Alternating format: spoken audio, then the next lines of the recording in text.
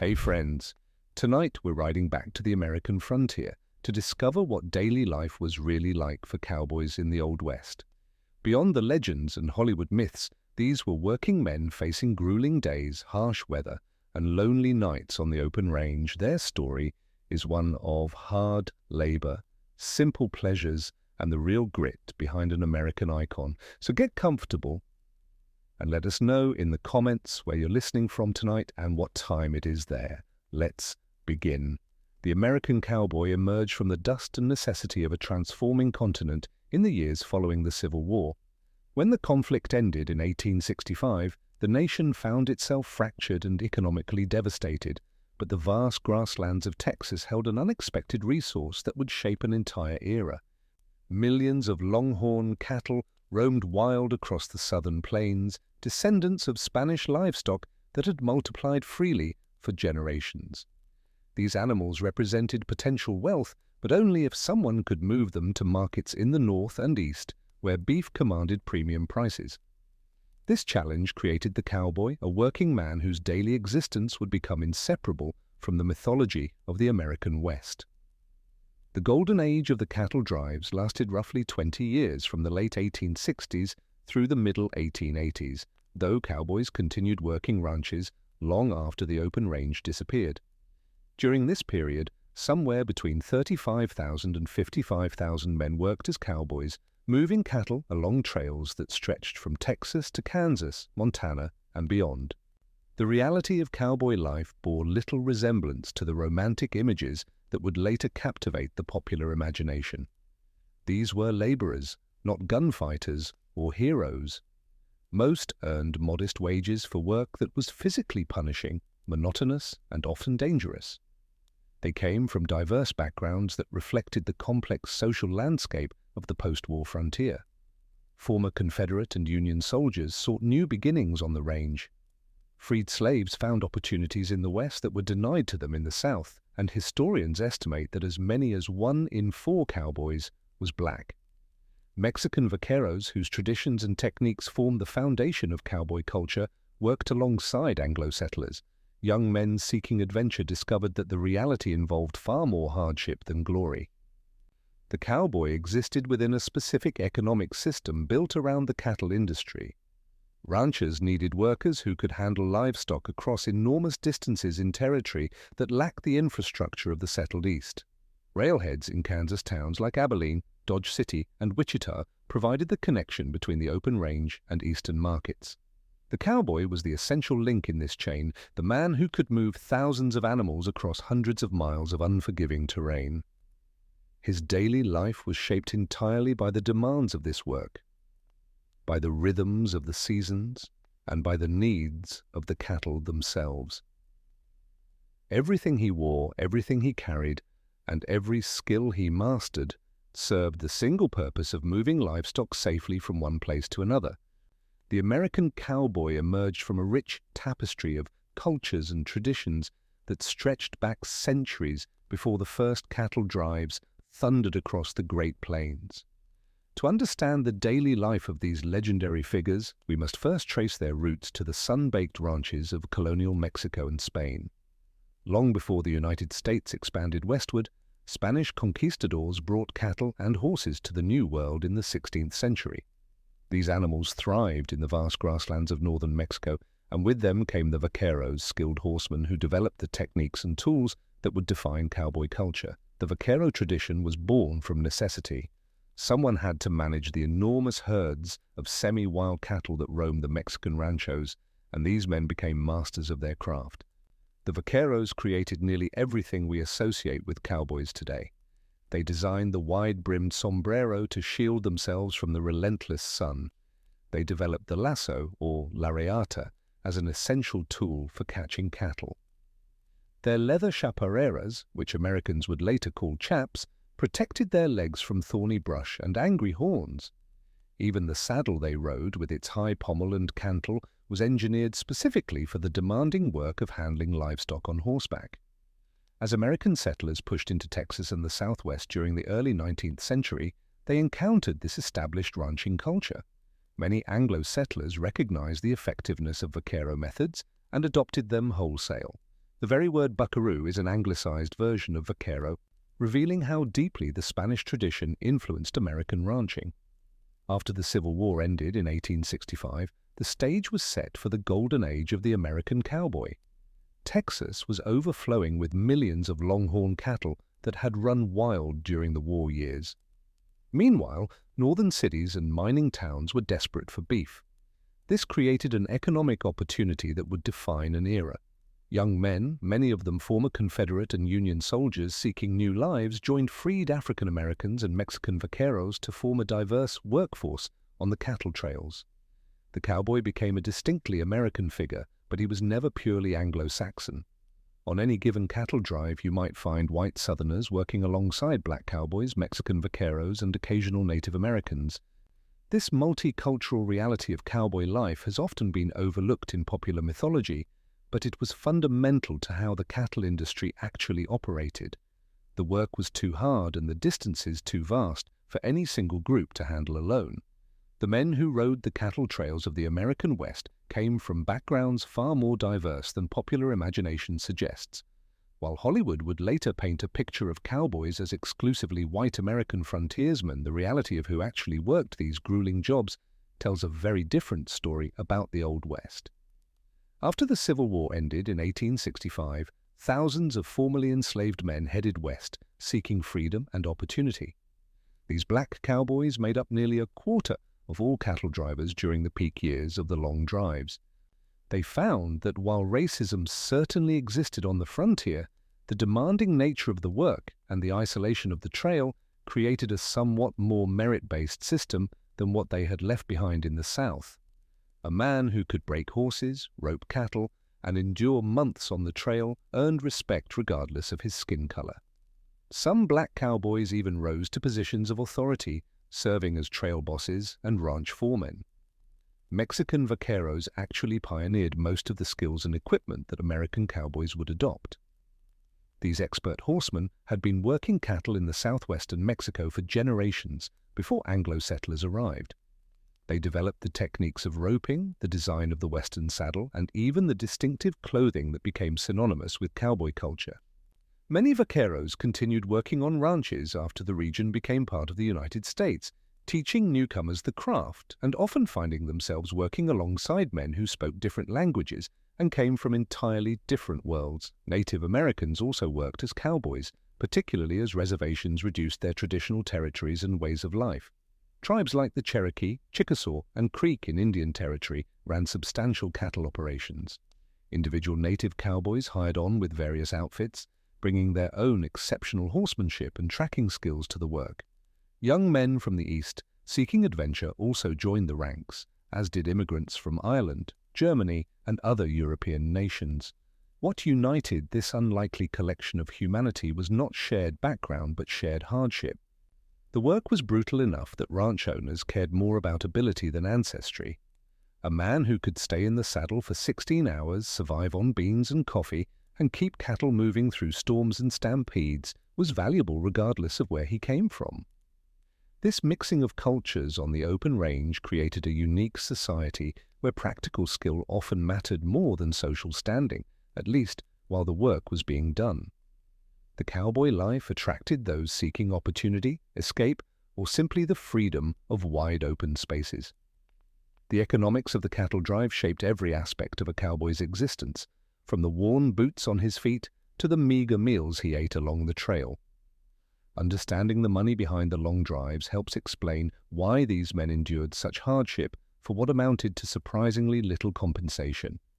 A typical cowboy earned between $25 and $40 per month during a cattle drive, with the trail boss commanding perhaps double that amount. To put this in perspective, a skilled tradesman in an eastern city during the 1870s might earn $3 to $4 per day. The cowboy's monthly wage, when broken down across the grueling days of constant work, amounted to barely more than $1 each day. Yet thousands of young men signed on for these drives, drawn by adventure, necessity, or simply the lack of better options.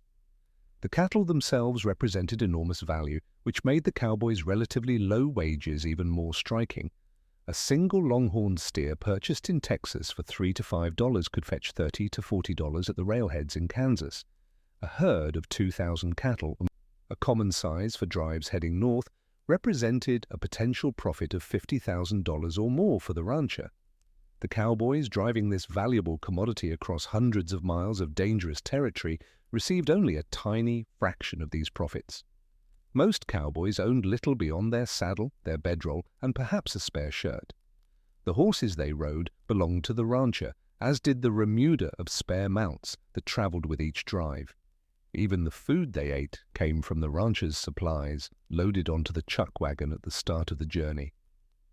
A cowboy might spend months on the trail and arrive at the destination with nothing more than the wages in his pocket, which often disappeared quickly in the saloons and stores of cattle towns. The seasonal nature of cattle driving meant that many cowboys faced unemployment during winter months. Some found work on ranches, mending fences, or tending livestock through the cold season. Others drifted from town to town, taking odd jobs or relying on the generosity of boarding houses that extended credit to men they knew would return to the trails come spring. This economic reality created a workforce that was young, transient, and often desperate. The average cowboy was in his early 20s, and few remained in the profession past their 30s. The work was simply too demanding and too poorly compensated to sustain a man throughout his working life. Those who survived the dangers of the trail often moved on to other occupations, carrying with them memories of brief years spent driving cattle across the open range. The sun had not yet broken the horizon when a cowboy's day began on the open range. Most hands rose somewhere between 3 and 4 in the morning, roused by the night herders returning to camp or by the cook banging on a triangle or pot. There was no luxury of slowly waking or lingering in bedrolls. The cattle needed tending, and daylight hours were precious. First came breakfast, typically eaten in silence, as men shook off sleep and prepared mentally for the long day ahead. The meal was simple but substantial: bacon, beans, sourdough biscuits, and coffee so strong it could practically stand on its own. Cowboys ate quickly, knowing the herd would not wait. By the time the first light touched the prairie, they were already in their saddles. The morning hours were devoted to getting the cattle moving if on a drive, or checking on the herd if stationed at a ranch. Cowboys worked in rotating shifts, with some men riding point at the front of the herd to set the direction and pace, while others rode flank positions along the sides, and still others brought up the rear as drag riders.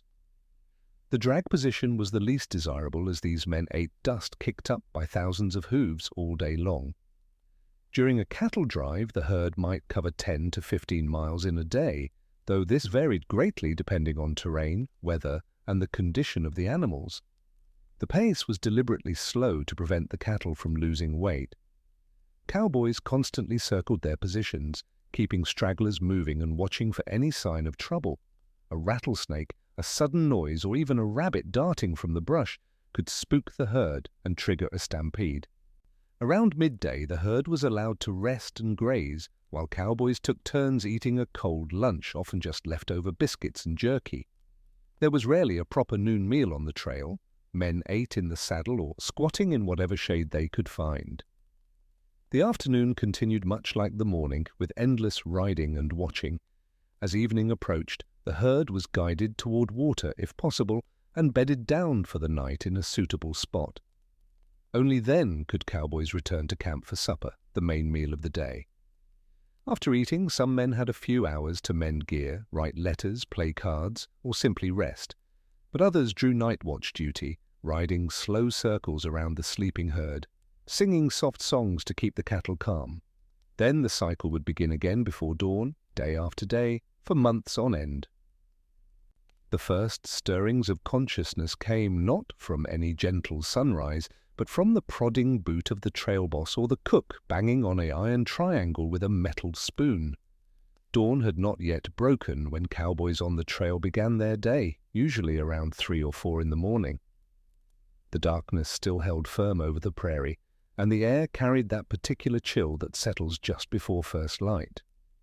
A cowboy would open his eyes to find himself exactly where he had fallen asleep, rolled in his blankets on the hard ground. There were no tents, no shelters, just the open sky above and whatever patch of earth he had claimed the night before. His saddle served as his pillow, positioned carefully to keep it dry and away from any creature that might chew on the leather. The morning dew had likely settled on his bedroll, leaving everything slightly damp and cold to the touch. Rising meant untangling himself from wool blankets that had been his only protection against the night. In winter months or at higher elevations, cowboys sometimes woke to find frost coating their blankets and ice crystals in their beards. The ground beneath them had stolen their body heat throughout the night, leaving joints stiff and muscles aching. Young men could shake this off more easily, but veteran cowboys often rose with groans and curses, their bodies bearing the accumulated toll of years sleeping on hard earth. The first order of business was pulling on boots that had been tucked into the bedroll to keep scorpions and spiders from making a home inside them. A cowboy learned this lesson exactly once. Then came the hat, which had likely covered his face while he slept, and the process of rolling up the bedding. This had to be done tightly and properly, as a loose bedroll would come undone when tied to the saddle during the day's ride. By the time a man had gathered himself and his gear, the cook would have a fire going and coffee boiling. That first cup of coffee was not a luxury, but a necessity, strong enough to strip paint and hot enough to burn the tongue.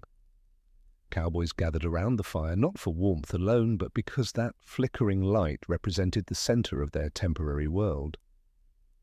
They stood there in silence mostly, still shaking off sleep, watching the sky gradually lighten from black to deep blue to purple. There was no washing up to speak of. Water was too precious on the trail to waste on bathing, and besides, there was no time. The herd would be stirring soon, and cattle did not wait for men to feel ready for the day. The first stirrings of a cowboy camp began well before dawn, when the night herder would ride in to wake the cook. In the absolute darkness of the prairie, with stars still blazing overhead, the cook would roll out of his bedding and stumble toward the chuck wagon, his breath forming clouds in the cold air. His first task, performed with practiced efficiency even in near total darkness, was to coax the previous night's coals back to life and get a fire roaring. The smell of coffee brewing served as the true alarm clock for the sleeping cowboys. That rich, bitter aroma drifting across the camp held an almost sacred significance to these men. The coffee itself bore little resemblance to the carefully crafted beverages of modern times. Cowboys drank it strong enough, as they often joked, to float a horseshoe. The cook would dump grounds directly into a large pot of boiling water, sometimes adding crushed eggshells to settle the grounds, though just as often the men simply drank it gritty and didn't complain. Each cowboy kept a tin cup among his few possessions, and retrieving that cup and filling it with scalding coffee became the first conscious act of the day. They would squat near the fire, both hands wrapped around the hot metal despite the burn, letting the warmth seep into fingers stiff from a night on the hard ground. Conversation at this hour remained minimal. Men sipped and stared into the flames, gathering themselves for the long day ahead. Breakfast itself was a substantial affair, though not particularly varied. The cook worked quickly, knowing the men needed to be in their saddles soon after first light. Bacon sizzled in enormous cast-iron skillets, the grease saved for cooking throughout the day. Sourdough biscuits, made from starter, the cook guarded jealously and kept alive from month to month, baked in Dutch ovens buried in the coals. These biscuits served as plate, utensil, and bread all at once, soaking up bacon grease and serving as edible spoons for beans. On fortunate mornings there might be eggs purchased from a nearby ranch, or steaks cut from a recently butchered steer. More commonly, cowboys ate leftover beans from the previous night, reheated and served alongside the bacon and biscuits. They ate quickly, efficiently, standing or squatting near the fire. Plates were a luxury many outfits didn't bother with. A man might lay his bacon across a biscuit, eat it with his hands, and consider himself well fed. The entire ritual, from that first cup of coffee to the last biscuit consumed, rarely lasted more than 30 minutes, but it provided fuel and fortitude for the demanding hours that stretched ahead. The first light of dawn brought with it a ritual as essential to a cowboy as breathing itself. Before coffee, before breakfast, sometimes even before fully shaking off the fog of sleep, a working cowhand would make his way to where the horses stood, waiting in the cool morning air.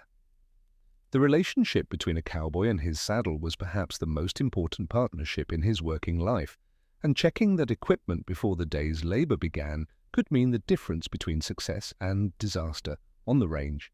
A cowboy's saddle was far more than a seat.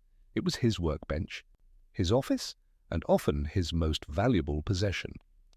Most cowhands earned between $25 and $40 a month, yet a quality saddle could cost anywhere from $30 to $50 or more. Many cowboys would spend 2 or 3 months' wages on a saddle that would serve them for years, even decades if properly maintained. The weight of these working saddles often reached 40 pounds, built heavy and sturdy to withstand the constant strain of roping cattle and long days of hard riding. Each morning the experienced cowboy would run his hands over every inch of leather, feeling for weak spots, checking for cracks or excessive wear. The cinch, that broad strap that held the saddle secure around the horse's belly, received particular attention. A frayed cinch could snap under pressure, sending rider and saddle tumbling to the ground at the worst possible moment. The stirrup leathers were examined with equal care, as a broken stirrup could leave a man dragging behind a spooked horse with his foot caught and trapped. The saddle horn, that prominent knob rising from the front of the saddle, was not decorative. When a cowboy roped a steer or wild horse, he would wrap the rope around that horn in a technique called dallying. The forces involved were tremendous, and a damaged or weakened horn could splinter or break, releasing an angry animal and potentially injuring the rider. Cowboys checked the horn's attachment and integrity every single morning without fail. Beyond the saddle itself, a cowboy carried an array of tools and equipment that required daily inspection. His lariat, typically made of braided rawhide or hemp, needed to remain supple yet strong. He would check for fraying, work oil into dry sections, and ensure the honda, the small loop through which the rope passed to form a lasso, moved freely. His bridle and reins demanded attention too, as any weakness in these items meant losing control of his horse. The cowboy also examined his bedroll, which stayed tied behind his saddle during the day. This canvas-wrapped bundle contained his blankets and personal items, and keeping it secure prevented loss of precious belongings on the trail. Every buckle, every strap, every piece of leather received its moment of scrutiny in those quiet morning hours. The relationship between a cowboy and his horse went far beyond simple ownership or utility. Out on the open range, where the nearest town might be days away and danger could appear without warning, a man's horse often meant the difference between life and death. Cowboys understood this truth in their bones, and they treated their mounts accordingly. A working cowboy typically rode several horses throughout a single day. The ranches maintained what they called a remuda, a herd of spare horses that traveled with the outfit during roundups and cattle drives. Each cowboy was assigned a string of horses, usually between 6 and 10 animals, carefully selected to match different needs and situations. Some horses excelled at cutting cattle from the herd, while others proved steadier for night watch or showed more endurance for long rides across difficult terrain. The morning routine began before dawn, when the wrangler brought in the remuda and each cowboy roped out his first mount of the day. This horse needed to be fresh and alert for the morning's work, whether that meant gathering scattered cattle or riding fence lines. By midday he would switch to another horse, giving the morning mount time to rest and recover. This rotation continued throughout the day, ensuring no single animal became dangerously exhausted.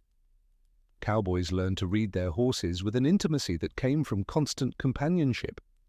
They knew which animal would remain calm when a rattlesnake appeared in the grass, and which one had the speed to chase down a runaway steer.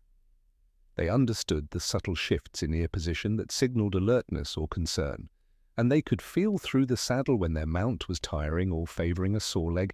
The care a cowboy provided his horses revealed his character to other ranch hands. A good cowboy always tended his horse before seeing to his own comfort. After a long day's ride, he would remove the saddle immediately to check for sores, then walk the animal until it cooled down properly. He picked out the hooves, checking for stones or injuries, and made sure the horse had access to water and grazing. Only after these duties were complete would he think about his own supper or rest. The bond formed between horse and rider could last for years. Cowboys often develop deep affection for particular horses in their string, animals that seem to anticipate their needs and respond with intelligence and heart. When a favored horse grew too old for ranch work or suffered an injury that ended its working life, many cowboys grieved genuinely. These were not mere tools or possessions, but true partners who had carried them through countless dangers and shared the vast loneliness of the open range. The vastness of the open plains stretched endlessly in every direction, a sea of grass rolling toward distant horizons where earth met sky. For the cowboy, this landscape was both workplace and home for months at a time, as he guided thousands of cattle across hundreds of miles from Texas ranches to railroad towns in Kansas and beyond. The work of herding cattle across these open spaces defined the cowboy's existence and tested every ounce of his skill, patience, and endurance. A typical cattle drive began in early spring when the grass was fresh and water sources were plentiful. The herd, sometimes numbering 2,000 head or more, moved slowly northward at a pace of 10 to 15 miles per day. Cowboys positioned themselves strategically around the herd, with the most experienced riders taking the point position at the front, guiding the direction of travel. Others rode along the flanks, keeping the cattle together and moving forward, while the least experienced hands rode drag at the rear, choking on the dust kicked up by thousands of hooves. The rhythm of the drive became the rhythm of life itself. Cowboys rose before dawn, often around 3 or 4 in the morning, to the call of the cook banging on pots or ringing a bell. After a quick breakfast of coffee, beans, and biscuit, they saddled their horses and relieved the night guards who had been watching the herd through the dark hours. The cattle, having grazed and rested through the night, were roused and set in motion as the sun climbed above the horizon. Managing the herd required constant vigilance and an almost intuitive understanding of cattle behavior.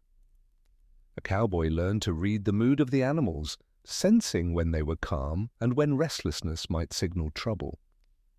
He watched for strays that wandered from the group and gently guided them back, using his horse's training and his own positioning rather than force. The goal was to keep the herd moving steadily without causing panic or exhaustion. River crossings presented some of the most dangerous moments of any drive. When the herd approached a river, cowboys had to convince the lead cattle to enter the water, knowing the rest would follow.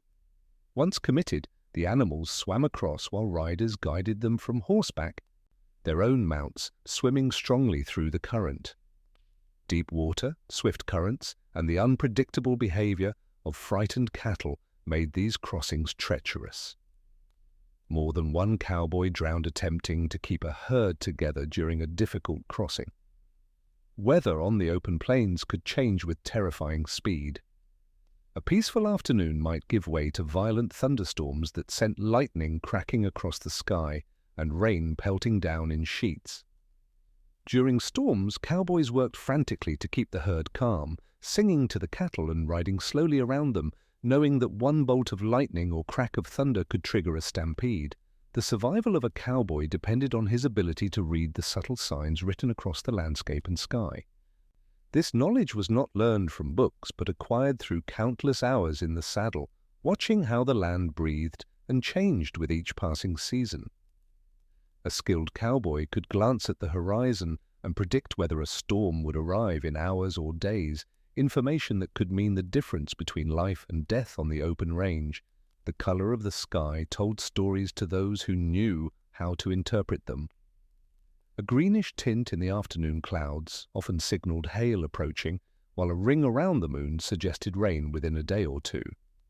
Cowboys watched how the cattle behaved, noting when they bunched together facing away from a particular direction, their instincts detecting weather changes before any human could sense them.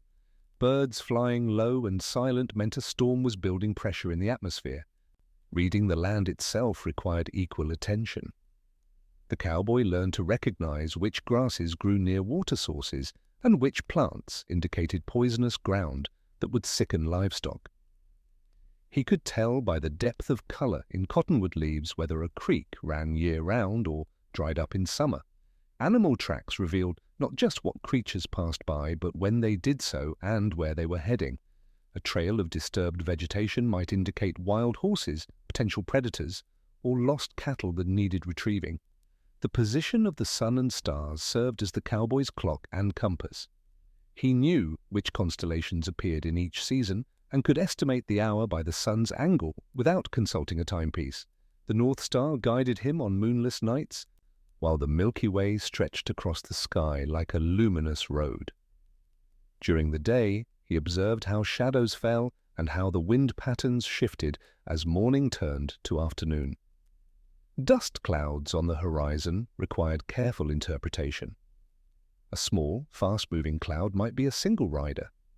A large, slow-moving mass could mean a herd of buffalo, a cattle drive, or potentially hostile riders. The cowboy learned to distinguish between them by the shape and speed of the disturbance. He noticed how mirages formed in the heat, creating false lakes that could confuse the inexperienced and lead them astray in their desperate search for water. This intimate knowledge of land and weather was shared around campfires, passed from veteran cowboys to younger hands through stories and observations. It was a living education that continued throughout a cowboy's working life, as each trail and each season offered new lessons in reading the natural world that surrounded him. The sound began as a distant rumble, like thunder rolling across the plains. Within seconds, every cowboy on night watch knew what was coming. A stampede could erupt from almost nothing, a crack of lightning, a coyote's howl, the snap of a dried branch, or sometimes no discernible cause at all. When 2,000 head of cattle decided to run, there was no stopping them, only the desperate hope of turning them before they scattered across 50 miles of open country or plunged over a cliff in the darkness. Cowboys sleeping around the campfire would jolt awake to the thunder of hooves and frantic shouts. There was no time to pull on boots properly or saddle a horse with care. Men threw blankets over their mounts and leaped on bareback if necessary, racing into the black night toward a wall of panicked animals. The ground shook beneath them. Dust rose in choking clouds that blinded and suffocated. A horse could step in a prairie dog hole at full gallop, sending both rider and animal tumbling into the path of thousands of sharp hooves.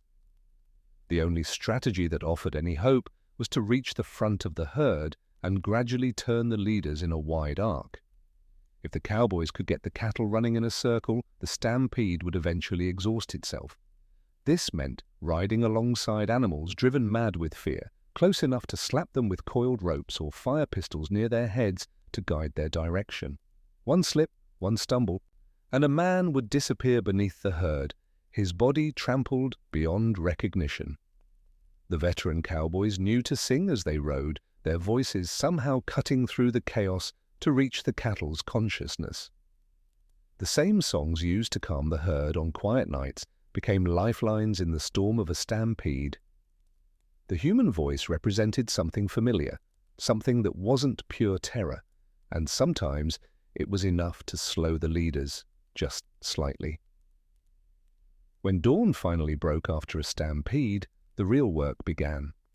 Cattle were scattered across miles of territory. Some had run themselves to death.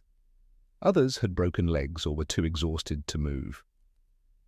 The cowboys, themselves barely able to stand after hours of desperate riding, had to spend days gathering the herd again, counting heads, and hoping the losses weren't catastrophic enough to ruin the entire drive's profit. Many cowboys carried the scars of stampedes for life, broken bones that never set quite right, hearing damaged by the constant thunder, or the memory of friends who hadn't made it back to camp when the sun rose. The sound of rushing water could strike fear into even the most experienced trail boss. When a cattle drive reached a river, everything stopped. The cowboys would gather on the bank, studying the current, watching for debris, trying to gauge the depth and the temperament of the water that day. Rivers were unpredictable creatures on the frontier, swelling with spring snowmelt or summer storms, changing their channels and moods without warning. A cowboy's first river crossing was a baptism by terror. The cattle, already nervous from weeks on the trail, would balk at the water's edge. They could smell the danger, sense the current's pull. Getting the first animals into the water required courage and skill. Sometimes a few brave steers would lead the way, but more often the cowboys had to force the issue, riding their horses directly into the flow and hoping the herd would follow. Once the cattle entered the water, chaos often erupted. A river crossing could turn deadly in seconds.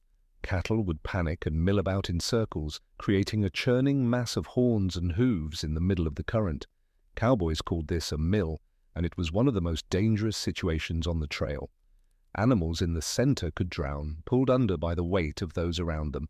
The entire herd might refuse to move forward, trapped by their own fear. The cowboys had to plunge into this maelstrom on horseback.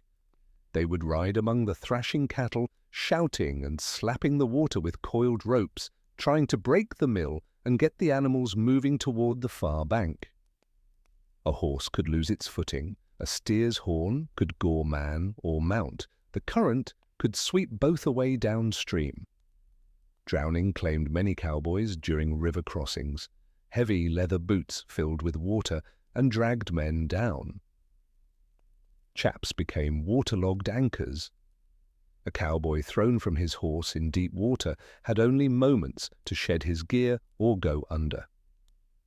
Some drives lost multiple hands to a single treacherous crossing.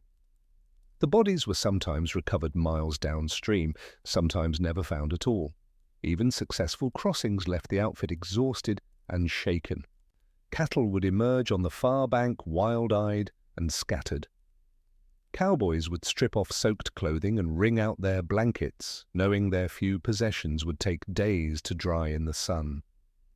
Guns needed cleaning to prevent rust. Leather saddles required treatment to keep from cracking. The trail boss would count heads, hoping the numbers matched, knowing they rarely did. Some cattle always vanished in the crossing, swept away or lost in the confusion, and sometimes, when the count came up short in a different way, the cowboys would remove their hats and stand silent, acknowledging another companion claimed by the water. The sun climbed high overhead, beating down relentlessly on the dusty trail as the herd continued its slow, steady march northward. For the cowboys riding alongside thousands of cattle, the midday hours brought both the harshest heat and a brief respite from their labors. Around noon, when the temperature peaked and the cattle grew sluggish, the trail boss would signal for the herd to stop near whatever water source lay along the route. This was the time for the midday meal, though calling it a proper meal would be generous by most standards. The chuck wagon had rolled ahead earlier that morning, and the cook had already prepared what passed for dinner in the parlance of the trail.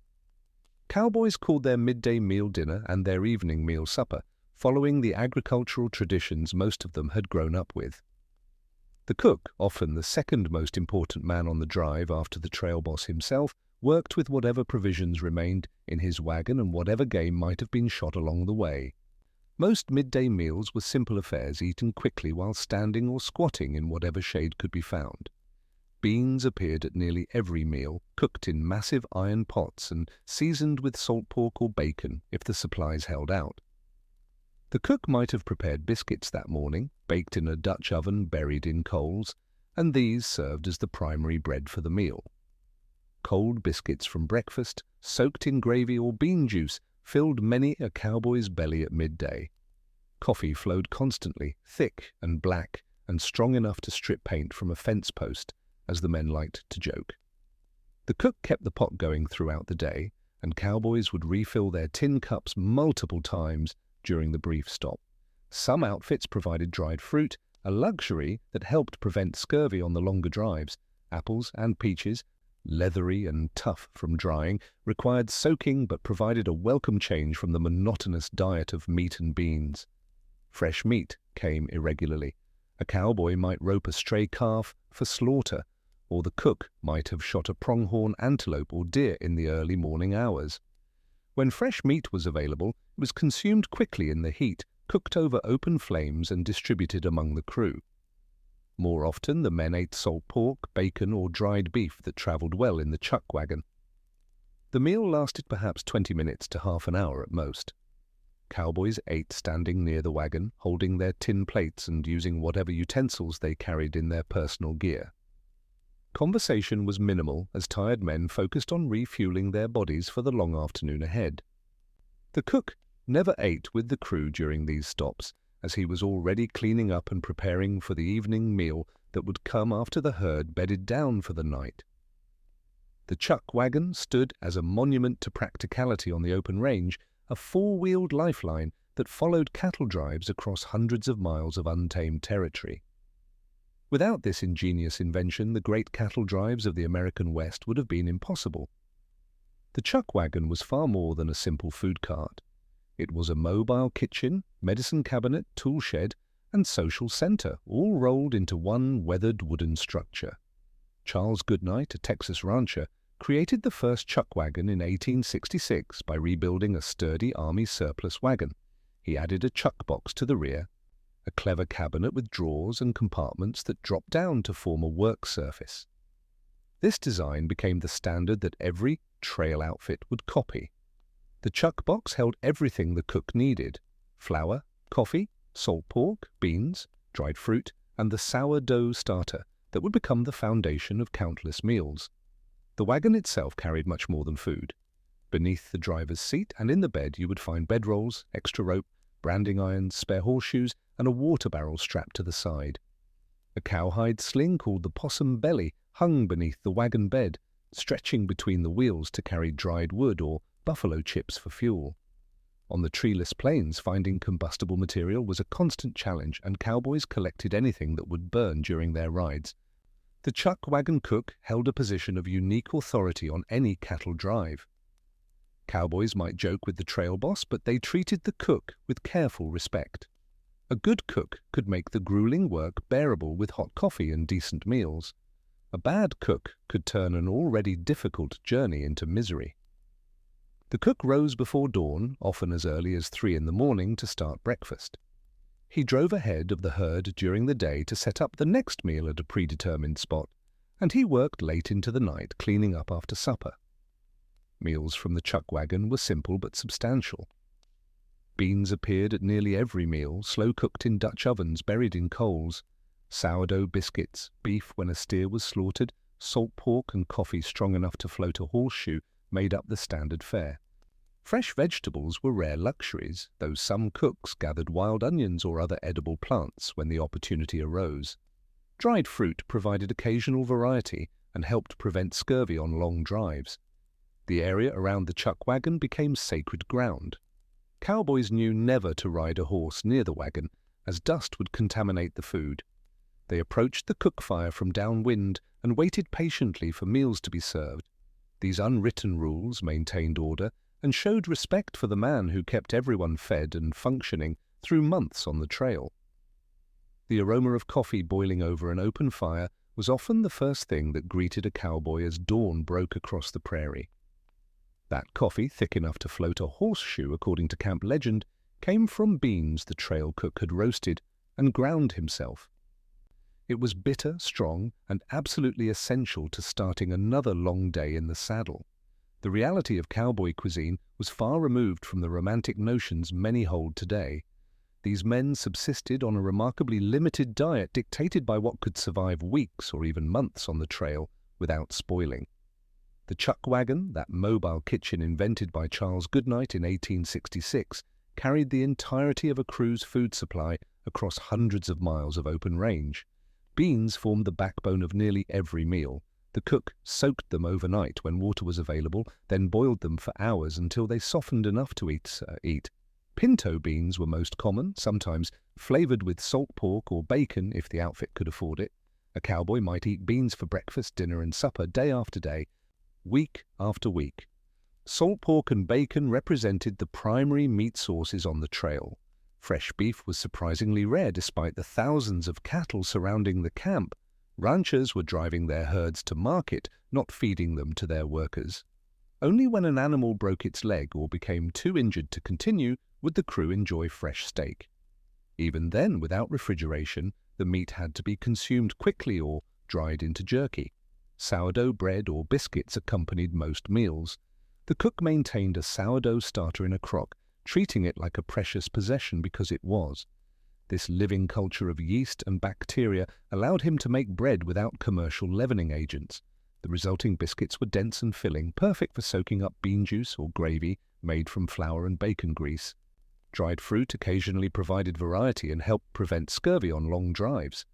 Apples and peaches were most common, though they cost dearly at frontier supply posts. Some cooks made vinegar pie, a surprisingly palatable dessert created from vinegar, sugar, and eggs that somehow approximated the taste of apple pie when those ingredients were unavailable. Molasses sweetened coffee and occasionally appeared as a treat on biscuits. Sugar was expensive and used sparingly.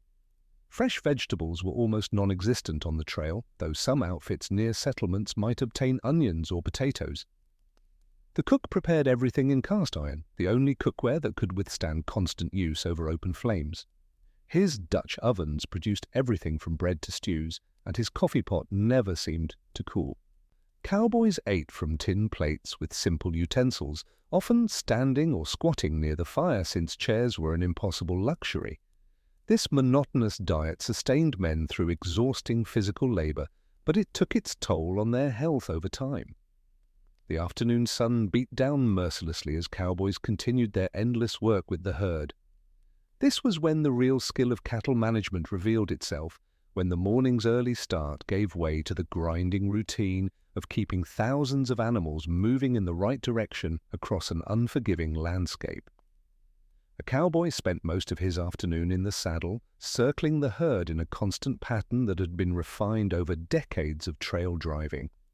The position he rode depended on his experience and standing within the outfit.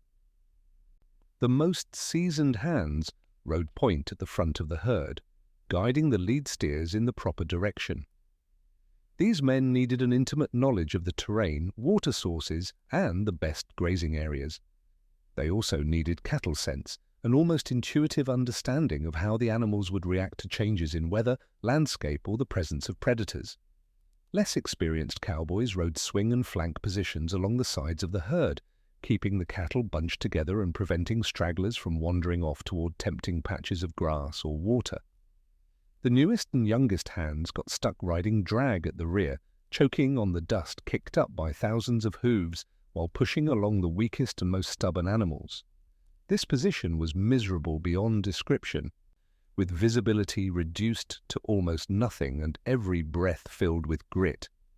The work required constant vigilance. Cattle were surprisingly fast and could scatter in seconds if something spooked them. A jackrabbit bursting from the brush, a rattlesnake's warning, or even a sudden gust of wind could trigger panic. Cowboys had to read the herd's mood constantly, watching for signs of nervousness that might precede a stampede. The lead steers set the pace, and experienced drovers knew these animals by sight, understanding their individual temperaments and using that knowledge to keep the entire herd calm. Water management consumed much of the afternoon's attention. Cattle needed to drink regularly, but allowing them to reach water could turn chaotic. Thirsty animals might rush forward, creating a dangerous crush at the water's edge. Cowboys had to carefully control access, letting small groups drink while holding back the rest.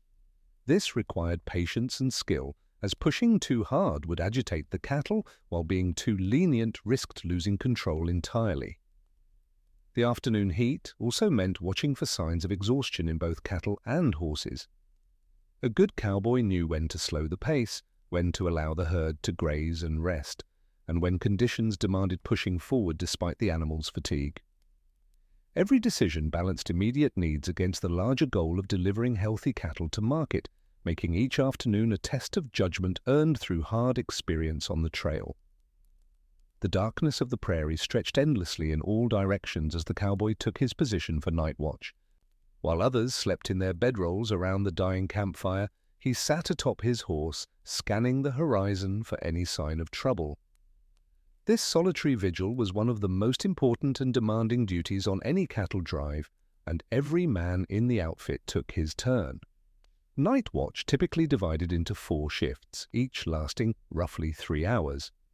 The first watch began shortly after supper when the cattle had settled down for the evening. The second watch started around midnight, often considered the most difficult as exhaustion weighed heaviest on a man already worn from a full day in the saddle. The third watch brought the deepest cold of night, and the final watch saw the gradual lightening of the sky before dawn. A cowboy on night watch rode slowly around the herd in a wide circle, moving in the opposite direction of his partner on the other side. The constant, gentle movement kept the cattle calm and allowed the riders to spot any animal beginning to stir restlessly. The cowboy spoke softly to the cattle as he passed, his voice a soothing presence in the darkness. Many cowboys sang during their watch, low melodies that drifted across the prairie and kept the herd peaceful. These night songs became an essential part of cowboy culture, simple tunes about lonesome trails and distant homes. The greatest fear during night watch was a stampede. Cattle were nervous creatures and almost anything could set them off. A sudden clap of thunder, a coyote's howl, even a rattlesnake sliding through the grass near the herd could trigger panic. Once one steer bolted, hundreds or thousands might follow within seconds. A skilled night watchman learned to read the mood of the herd, sensing tension before it erupted into chaos. He watched for cattle rising to their feet, listened for changes in their breathing, and felt for that electric charge in the air that preceded disaster. The loneliness of night watch tested a man's character. Hours passed with only the stars for company, the creak of saddle leather, and the steady breathing of cattle. The temperature dropped dramatically on the open plains, and a cowboy wrapped himself in his coat and pulled his hat low against the wind. Coffee from supper had long grown cold in his belly, and sleep pulled at his eyelids with insistent fingers. Yet this duty could not be shirked. The safety of the entire herd and the success of the drive depended on watchful eyes through every hour of darkness. When his shift finally ended, the cowboy rode back to camp, woke his replacement, and gratefully rolled into his blankets for a few precious hours of rest before another long day began. The cowboy's bedroom was the open prairie, and his roof was the vast expanse of stars that stretched from horizon to horizon. When darkness fell on the trail, there was no bunkhouse to retreat to, no solid walls to provide shelter, only the endless grassland and whatever comfort a man could fashion from the few possessions he carried with him.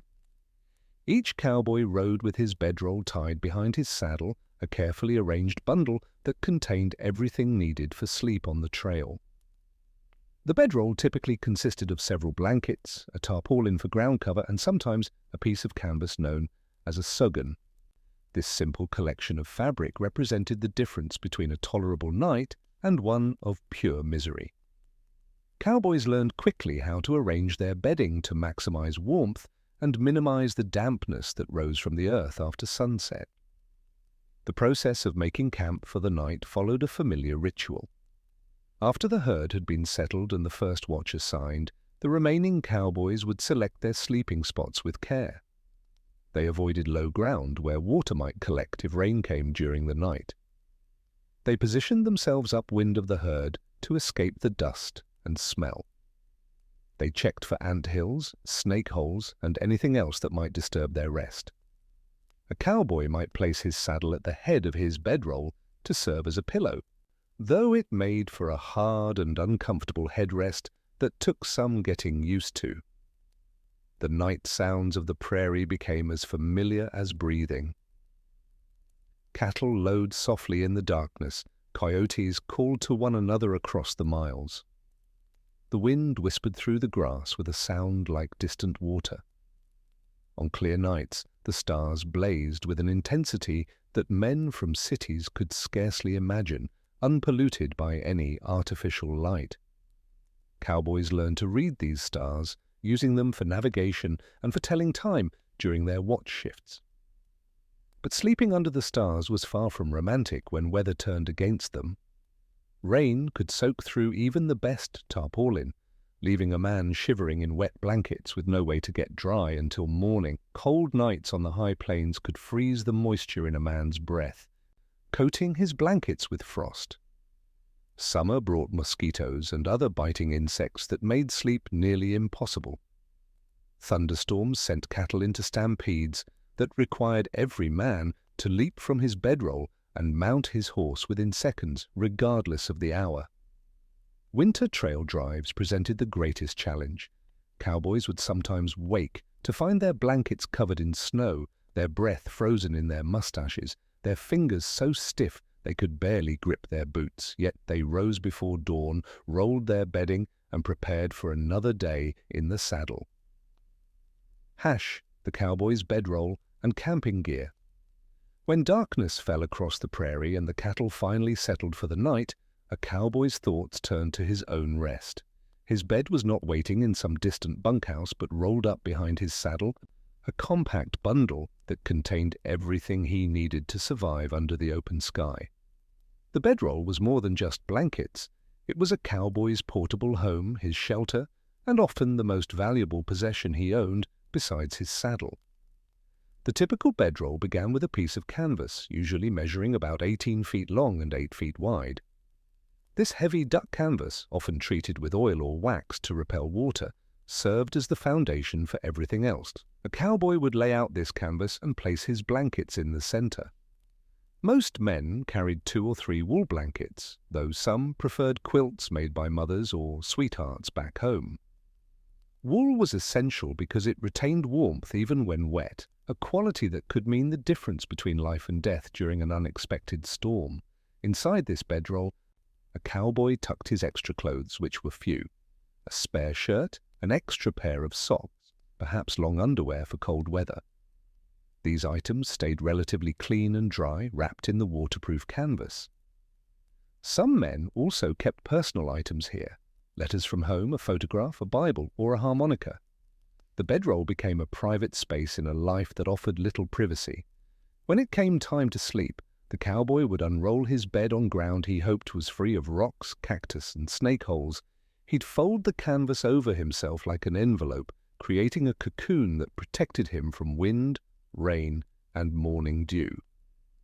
The canvas was long enough that he could pull it over his head if needed, though most men preferred to sleep with their faces exposed to the air, their hats covering their eyes. Beyond the bedroll, a cowboy's camping gear was minimal by necessity. Everything had to fit on his horse or in the chuck wagon. He carried no tent, no cot, no pillow beyond his saddle, which he often used to elevate his head and keep his most valuable possession close at hand, where it couldn't be stolen in the night. Some men tied a rope around their bedroll to keep it tight and secure. This same rope could be used for a dozen other purposes during the day. A cowboy learned to read the land for the best sleeping spots. He avoided low areas where water might collect during a sudden rain. He stayed away from dry creek beds that could become raging torrents without warning. He looked for slight elevations with good drainage and, when possible, some natural windbreak like a cluster of rocks or a stand of mesquite. The ground itself became familiar beneath his back. Hard earth, soft grass, sand, rocky soil, each terrain presented its own challenges and comforts.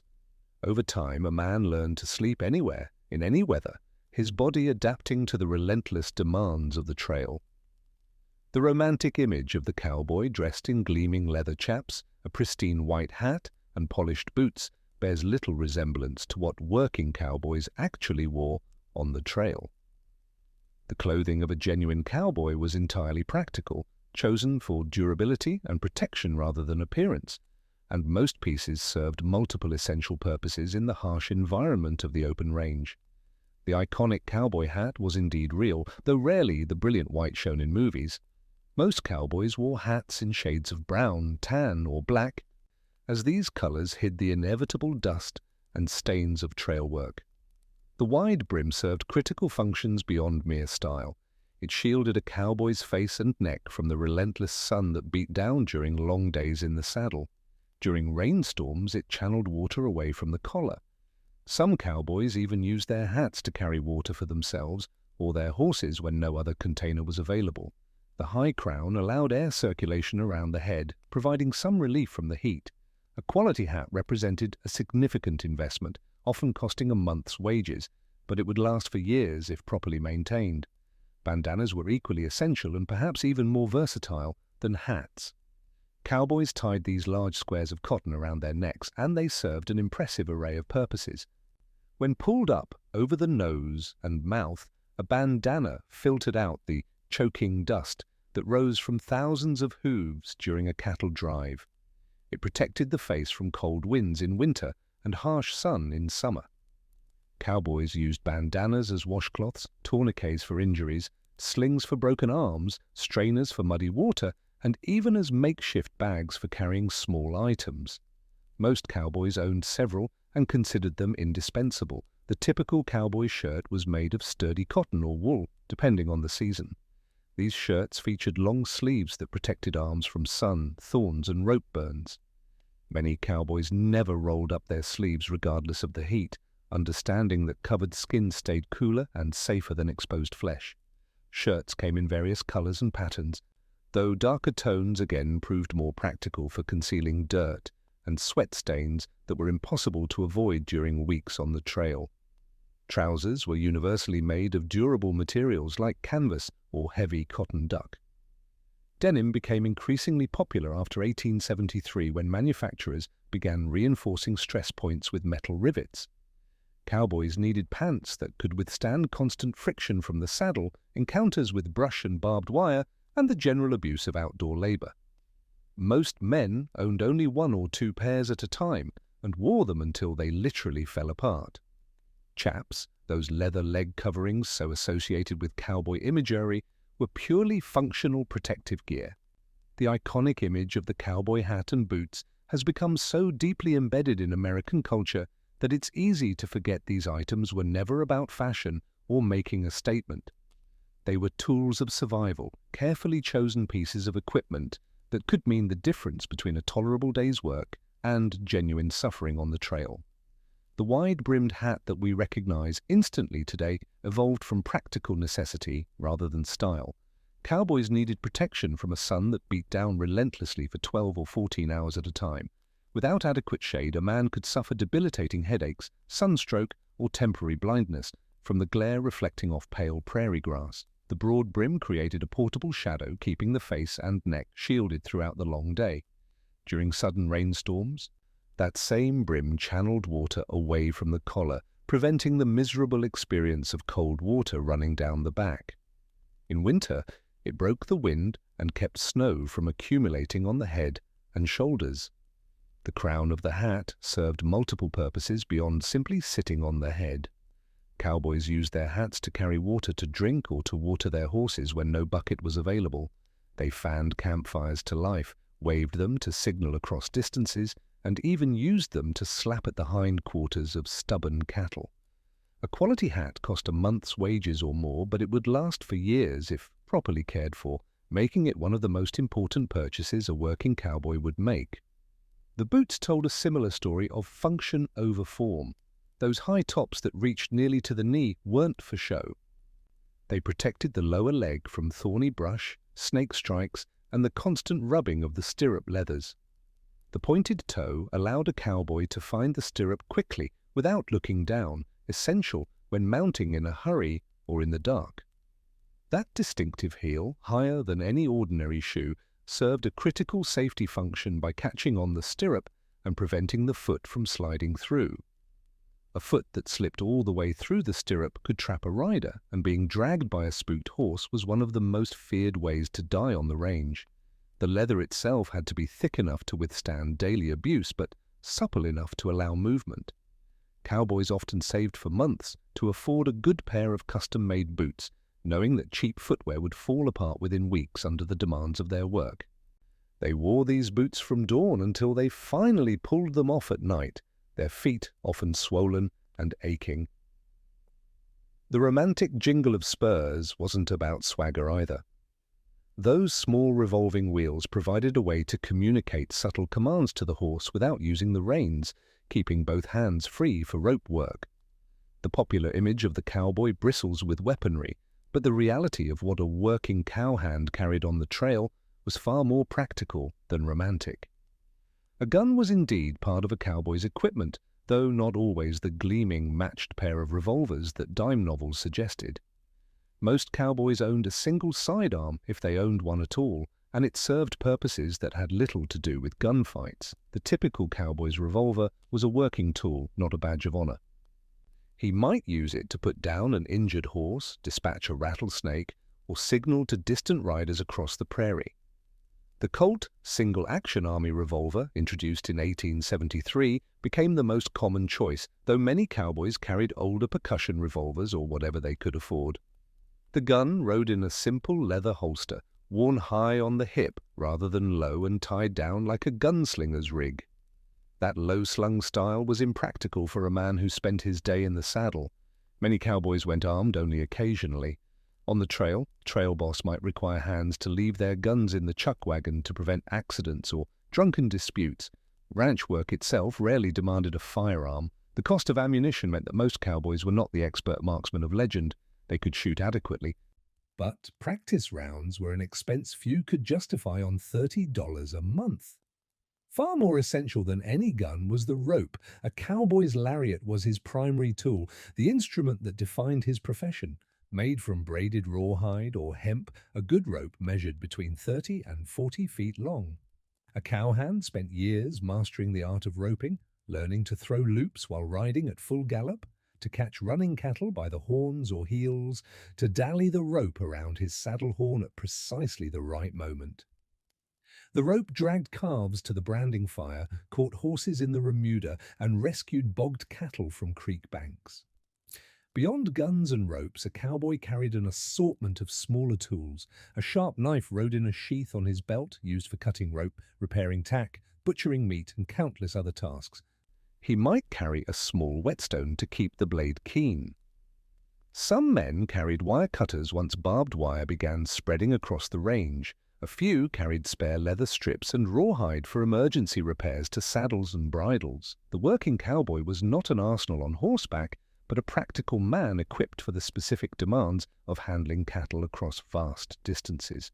His tools reflected the truth that his real battles were against distance, weather, and the stubborn nature of half-wild longhorns, not against other men. The romantic image of the cowboy often obscures a harsh economic truth. These men who drove cattle across hundreds of miles of unforgiving terrain, who risked their lives daily, earned wages that would shock most people today. A typical cowboy could expect to make between $25 and $40 per month, with $30 being the most common rate during the height of the cattle drive era in the 1870s and 1880s. To understand what this meant, we must consider what a cowboy could purchase with such wages. A decent horse might cost anywhere from $20 to $100, meaning a cowboy would need to save several months of earnings just to own his primary tool of trade. A quality saddle could run $30 to $50, another significant investment that represented months of labor. Most cowboys owned very little beyond these essential items and the clothes on their backs. The monthly wage also had to cover personal expenses during the long months between drives. Many cowboys spent their earnings quickly once they reached a cattle town at the end of a drive, patronizing saloons, gambling halls, and other establishments that eagerly awaited the arrival of trail-weary men with money in their pockets. This cycle of hard work, followed by rapid spending, left many cowboys perpetually poor, moving from one job to the next with little to show for their labor. Ranch hands who worked year-round rather than seasonal trail drivers often fared somewhat better in terms of economic stability, though their wages remained modest. They at least had consistent employment and often received room and board as part of their compensation. The bunkhouse might be rough and the food monotonous, but these provisions meant a cowboy could potentially save more of his cash wages. The economic reality became even harsher when we consider that cowboys had no safety net. An injury could end a career instantly, and there was no compensation for workplace accidents, no insurance, and no pension waiting at the end of years of service. A cowboy who could no longer ride due to injury or age often found himself destitute, forced to take whatever menial work he could find or rely on charity. Some cowboys managed to save enough to eventually purchase their own small spreads or go into business, but these success stories were the exception rather than the rule. The vast majority of cowboys remained working men throughout their lives, their labor enriching ranch owners and cattle barons while they themselves lived on the economic margins. The freedom of the open range came at a price, and that price was measured not just in physical hardship, but in financial insecurity that followed these men throughout their lives. The trail crew that set out on a cattle drive was not a random collection of men thrown together by chance. It was a carefully structured society with clear lines of authority and unspoken rules that governed every interaction from the moment the herd began moving north until the last steer was delivered to the railhead. At the top of this hierarchy stood the trail boss, a man whose word was absolute law on the drive. He rode ahead of the herd, scouting water sources and suitable bedding grounds, making decisions about when to push forward and when to rest. His experience meant the difference between profit and disaster, and every cowboy understood that questioning his judgment could cost them all their wages or even their lives. The trail boss ate first, slept nearest the fire when he chose to, and commanded respect through a combination of proven skill and the weight of responsibility he carried. Below him came the segundo, or second in command, who managed the day-to-day operations of moving the herd. While the boss looked ahead, the segundo kept the present running smoothly, settling disputes between riders, ensuring the remuda stayed healthy, and taking over leadership if illness or accident befell the trail boss. This man was typically being groomed for his own outfit, learning the final lessons of command while still answering to someone else. The point riders held the most prestigious positions among the regular cowboys. These men rode at the front corners of the herd, guiding the lead steers and setting the pace for thousands of animals behind them. They breathed the least dust, faced the most danger from unpredictable cattle, and earned the highest wages among the crew. A good point rider could read the mood of the herd through subtle shifts in movement and sound, preventing stampedes before they began. Swing and flank riders worked the sides of the herd, keeping the cattle bunched and moving in the right direction. These positions required constant attention and solid riding skills, but less of the intuitive cattle sense demanded at point. The drag riders brought up the rear, eating dust from dawn until dark, pushing along the weak and stubborn animals that naturally fell behind. This was where green cowboys started, where they proved themselves worthy of better positions on future drives. The cook stood outside this hierarchy yet commanded universal respect. He answered only to the trail boss and wielded absolute authority over his chuck wagon domain. Smart cowboys never insulted the cook, never complained about the food within his hearing, and never touched his equipment without permission.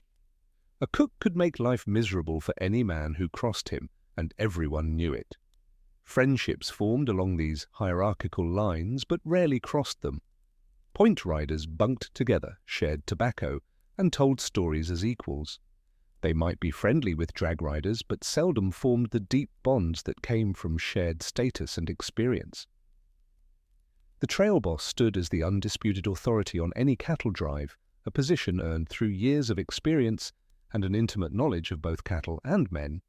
He was typically a seasoned cowboy who had proven himself capable of making split-second decisions that could mean the difference between success and disaster.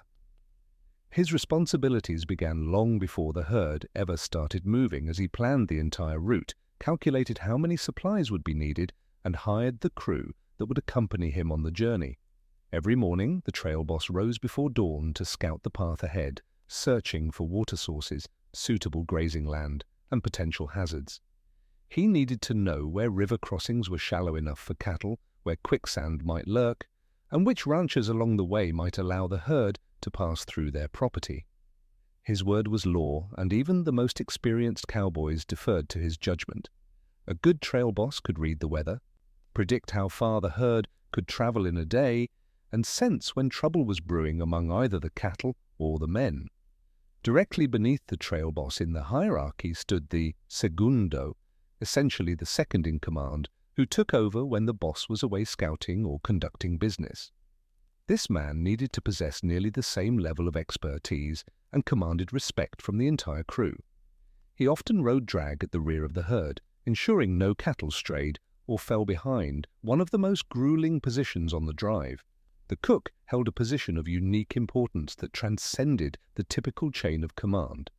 Cowboys understood that a good cook could make a miserable journey bearable, while a poor one could turn even favorable conditions into an ordeal. The cook drove the chuck wagon, managed the food supplies, and served as the camp's unofficial doctor, quartermaster, and sometimes even banker. Smart cowboys knew better than to anger the cook, as he could make their lives considerably more difficult through smaller portions or burnt meals. The wrangler, often a younger cowboy still learning the trade, took responsibility for the remuda, the collection of spare horses that traveled with the drive. This role required rising even earlier than the other cowboys to ensure the horses were ready when needed. Each cowboy typically had several mounts assigned to him for different purposes, and the wrangler needed to know every horse's temperament and capabilities. Point riders, the most skilled cowboys after the trail boss and segundo, rode at the front of the herd, setting the pace and direction. Swing riders positioned themselves along the sides, while flank riders worked further back, all working in concert to keep the herd moving as a cohesive unit through the vast and unforgiving landscape. When darkness fell across the prairie and the cattle had finally settled for the night, the cowboys who weren't on watch would gather around the flickering campfire for those precious few hours of rest and companionship. This was their theater, their saloon, their social club, all rolled into one glowing circle of light in the vast wilderness. The entertainment was simple, created entirely by the men themselves, yet it provided essential relief from the grueling monotony of the trail. Music formed the heart of campfire entertainment. Nearly every outfit had at least one man who could play the fiddle, harmonica, or guitar. These instruments were small enough to pack on the trail, and their music could transform the mood of exhausted men within moments. The fiddle player held particular status in any crew, and his instrument was often wrapped with extra care to protect it from the elements. Cowboys would sing along to familiar tunes, their voices carrying across the open range. Songs like The Old Chisholm Trail and Git Along Little Doggies weren't just entertainment but part of the working culture itself, as many of these melodies were used to calm the herd during the day. Storytelling was equally important around the fire. Cowboys traded tales of past drives, close calls with stampedes, encounters with hostile parties, and legendary figures they claimed to have met. The stories grew taller with each telling, and everyone understood that exaggeration was not just accepted, but expected. A cowboy who could spin a good yarn was valued for his contribution to morale.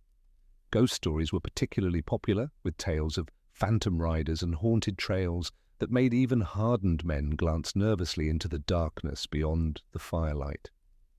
Card games provided another diversion, though most trail bosses discouraged gambling for money since it could lead to conflicts that might tear apart the crew's cohesion. Instead, men played for buttons, matches, or simply for bragging rights. Poker was the most common game, but others like 7-Up and euchre also made the rounds. Some cowboys carved wood or braided horsehair into ropes and bridles during these evening hours, turning idle time into productive craft. Others wrote letters home by firelight, though many struggled with literacy and would ask better educated companions to help them compose messages to loved ones. The cook often participated in the entertainment, and his stories and opinions carried weight since he was typically one of the older, more experienced men on the drive. His space near the fire was respected, and smart cowboys never crossed him, knowing that an angry cook could make life miserable through poor meals and withheld coffee. These evening gatherings created bonds that held crews together through months of hardship on the trail. The campfire crackled and popped as the last light faded from the western sky, and the cattle settled into their evening rhythm of low murmurs and shifting hooves. This was the time when cowboys transformed from working men into storytellers, musicians, and keepers of an oral tradition that would define the American West long after the open range disappeared. A cowboy might pull out a battered harmonica from his vest pocket, or someone would retrieve a fiddle carefully wrapped in canvas to protect it from the trail dust. The guitar, when one was available, became the centerpiece of evening entertainment. These instruments were precious possessions, often carried for hundreds of miles and protected as carefully as any tool of the trade. Music served a practical purpose beyond entertainment. Cowboys sang to the cattle throughout the night, their voices carrying across the darkness to calm the herds and prevent stampedes. The human voice, steady and familiar, reassured the animals during storms or when coyotes howled in the distance. The songs themselves told stories of the cowboy life with unflinching honesty. Ballads recounted trail disasters, lost loves left behind in distant towns, and the loneliness of months spent under open skies. Some songs were borrowed from older traditions, adapted from Irish ballads or African American spirituals, while others were composed around the campfire itself, verses added and changed with each telling. The rhythm of these songs often matched the pace of cattle on the move or the steady gait of a horse, making them easy to remember during long days in the saddle. Storytelling held equal importance in cowboy culture.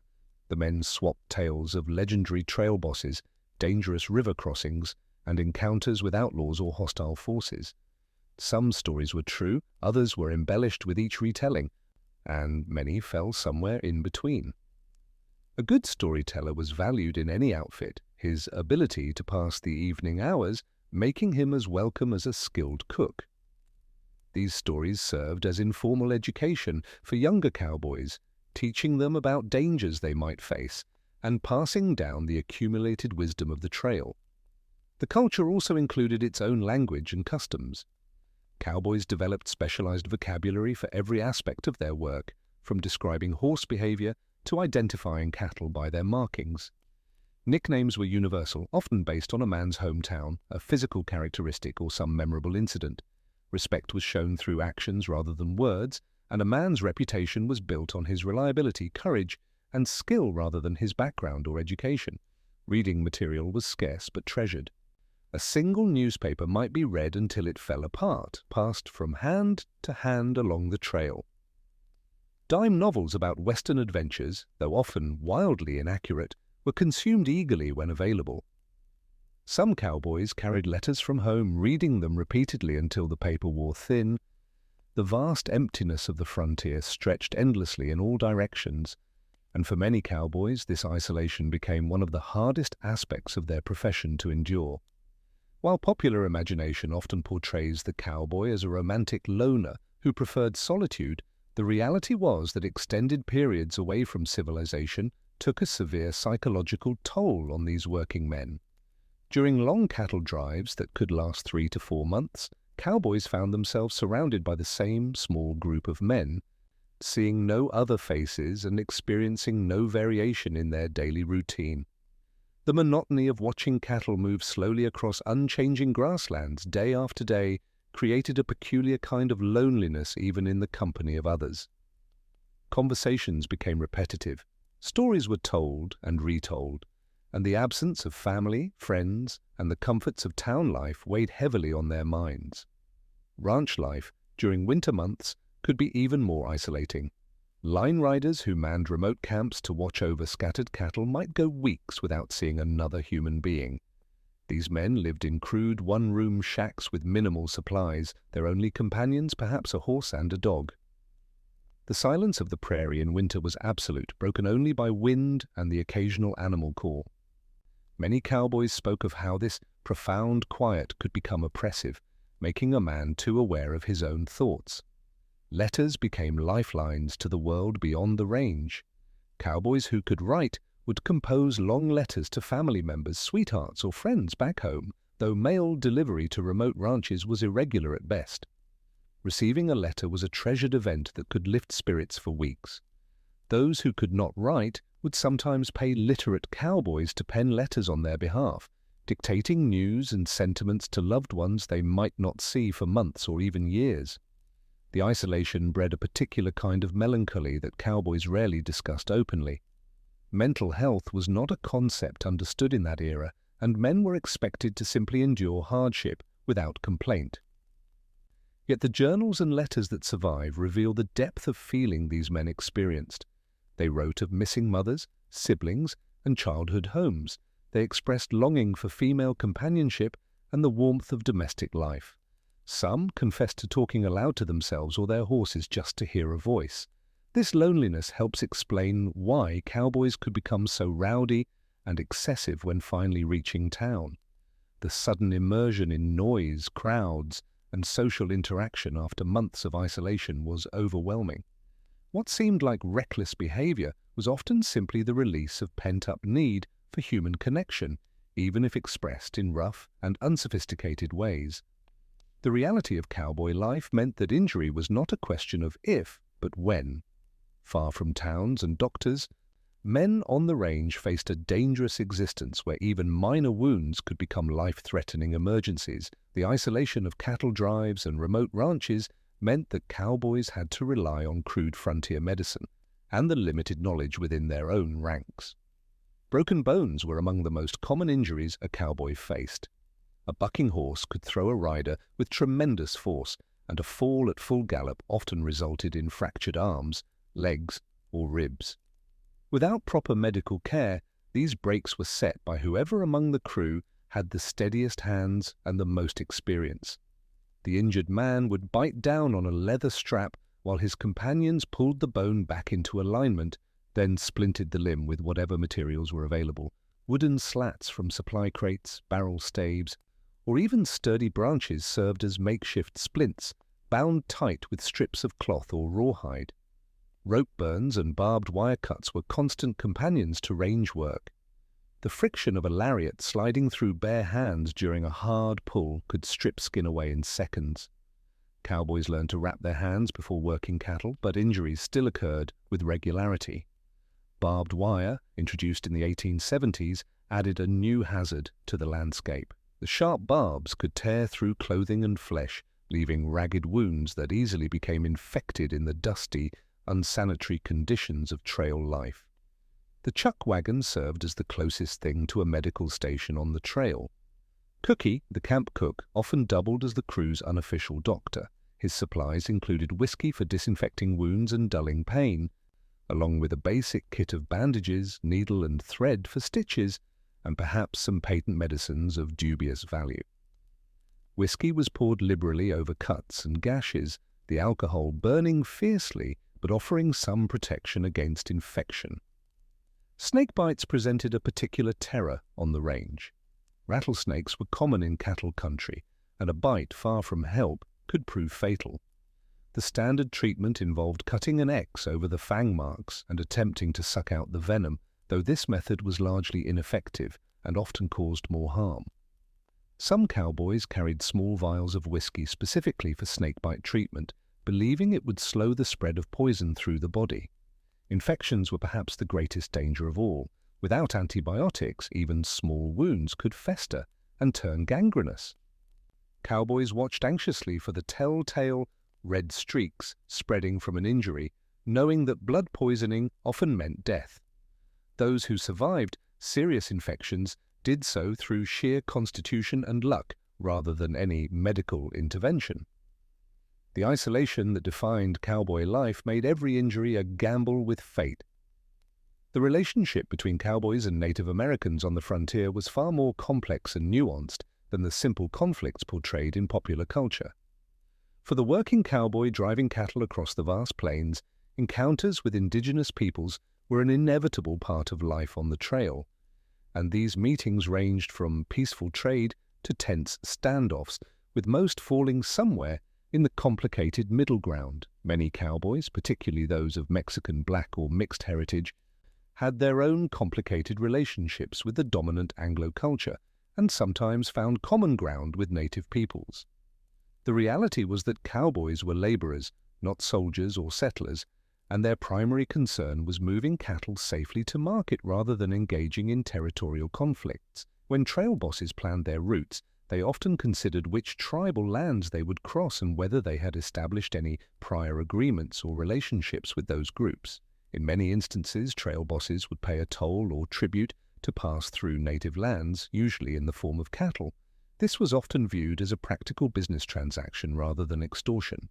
A few head of cattle was a small price to pay for safe passage of an entire herd numbering in the thousands. Some tribes became quite sophisticated in negotiating these arrangements, understanding the economics of the cattle trade and the value of their cooperation. Cowboys also engaged in trade with Native Americans along the trail. Indigenous peoples might offer fresh game, vegetables, or information about water sources and trail conditions in exchange for coffee, sugar, tobacco, or other goods the cowboys carried. These exchanges were mutually beneficial and helped both groups survive in the challenging environment of the plains. However, tensions certainly existed. The cattle drives themselves were part of a larger pattern of encroachment on native lands and the destruction of the buffalo herds that many tribes depended upon for survival. By the 1870s and 1880s, when the great cattle drives were at their peak, many native peoples were facing starvation and displacement. Desperate circumstances sometimes led to cattle raids, which cowboys had to defend against. The cowboy's perspective on these encounters varied greatly depending on his own background, experiences, and the specific circumstances of each meeting. Some cowboys developed respectful relationships with native peoples they encountered regularly along established trails. Others carried deep prejudices or had experienced violent confrontations that colored their views. Many simply tried to avoid trouble and get their work done.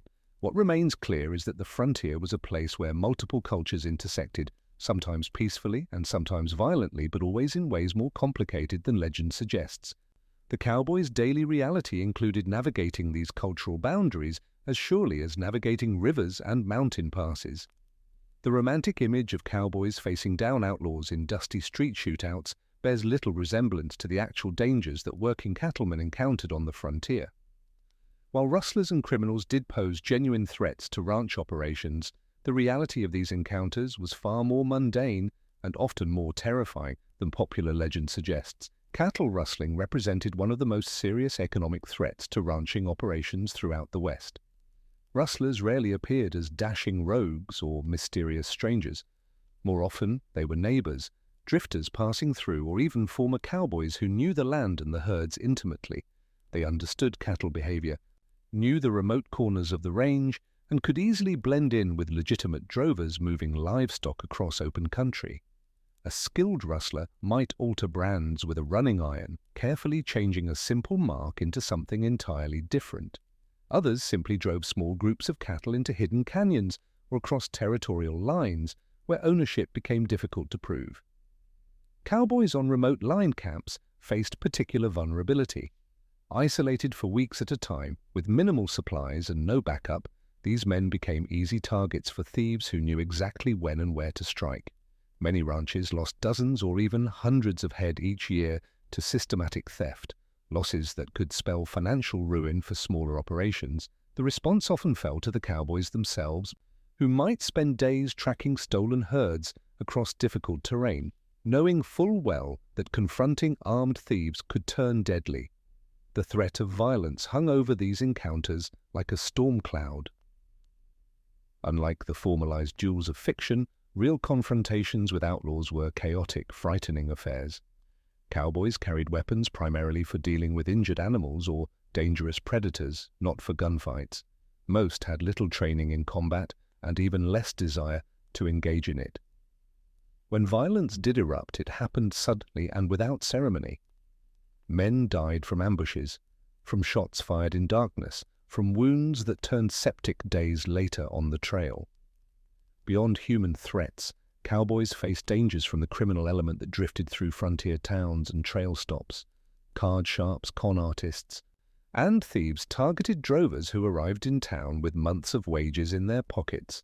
More than one cowboy woke up robbed, beaten, or worse after a night of drinking in the wrong establishment. Ranch owners sometimes hired men specifically to guard the crew during town visits, knowing their workers were vulnerable to predators of every sort. The law offered little protection across much of the open range. Sheriffs had jurisdiction only within their counties, and vast stretches of territory fell under no effective legal authority whatsoever. Cowboys learned to rely on themselves, their outfit, and the unwritten codes of range justice that governed behavior where formal law could not reach. The cowboy's life unfolded entirely at the mercy of the elements, with no shelter beyond a canvas bedroll and perhaps a crude tent shared among several men. The weather could transform from uncomfortable to deadly within hours, and those who rode the range learned to read the sky with the intensity of scholars studying ancient texts. Summer on the plains brought a heat that seemed to radiate from both above and below. The sun beat down relentlessly on men who spent 12 to 15 hours in the saddle, their skin darkening and cracking despite the protection of wide-brimmed hats. Temperatures regularly climbed above 100 degrees and the air grew so dry that lips split and bled. Water became an obsession during these months. Cowboys rationed their canteen supplies carefully, knowing that the next creek might be miles away or completely dried up. Cattle suffered terribly in the heat, becoming irritable and difficult to manage. Dust storms could rise suddenly, turning day into twilight and coating everything with a fine grit that worked its way into food, bedding, and every fold of clothing. Winter presented equally brutal challenges. Cowboys who worked year-round on ranches faced temperatures that plunged far below zero, especially in the northern territories. The same wind that provided relief in summer became a cutting blade in winter, driving snow and sleet horizontally across the open range. Frostbite claimed fingers and toes with frightening regularity. Men wrapped themselves in layers of wool and leather, but dampness from snow or sweat could turn clothing into frozen armor. Cattle drifted before winter storms, sometimes walking themselves to exhaustion and death. Cowboys had to ride out in blizzards to turn the herds back, risking their own lives to save the livestock that represented their employer's entire fortune. Spring and fall brought their own terrors in the form of thunderstorms that rolled across the flatlands with apocalyptic fury. Lightning struck with such frequency in some areas that experienced cowboys developed an almost supernatural sense for when to dismount and move away from their horses. The crack of thunder could spook an entire herd into a stampede within seconds. Hailstones the size of eggs fell from green-black clouds, bruising man and beast alike. Flash floods transformed dry creek beds into raging torrents that could sweep away anyone caught unaware. Through all these extremes, the cowboy had no option to call in sick or wait for better conditions. The cattle needed tending regardless of what the sky delivered, and a man's reputation rested on his willingness to face whatever nature threw at him without complaint. The first signs of civilization appeared on the horizon as distant smudges against the endless prairie sky.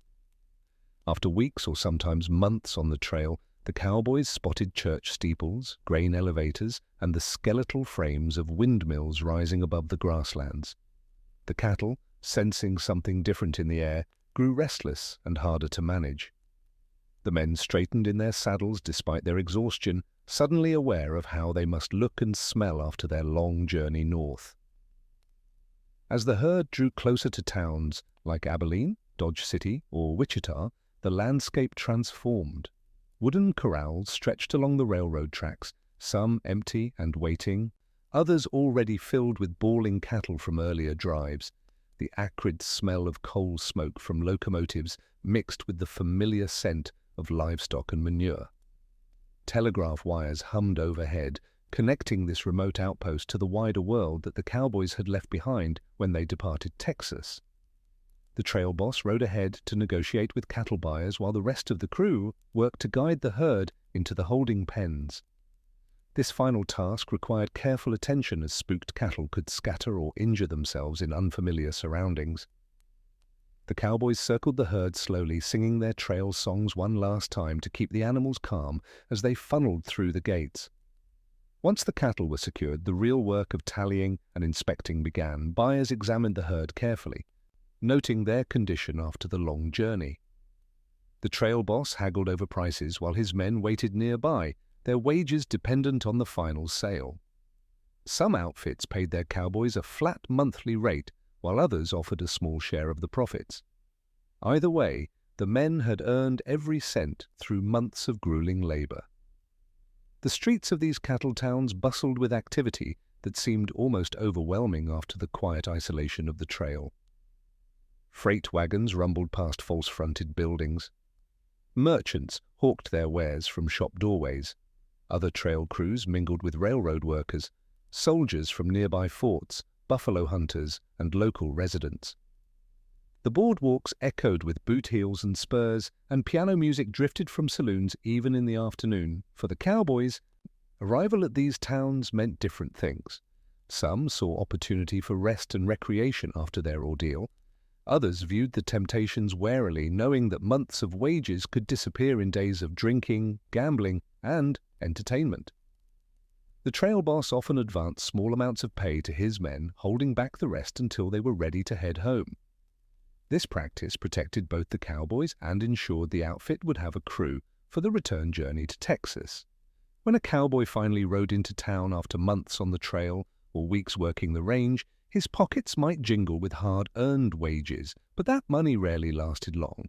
The average cowhand earned about $30 to $40 a month, a sum that seemed substantial, until it met the reality of frontier prices and pent-up desires. The first stop for many cowboys was the bathhouse, where a hot bath and a shave could cost anywhere from 25 cents to $1 depending on the establishment. After months of trail dust and sweat, this was considered money well spent. A haircut added another quarter to the bill, but appearing presentable in town mattered to men who spent most of their time looking rough and weathered. New clothes came next for those whose work garments had worn thin.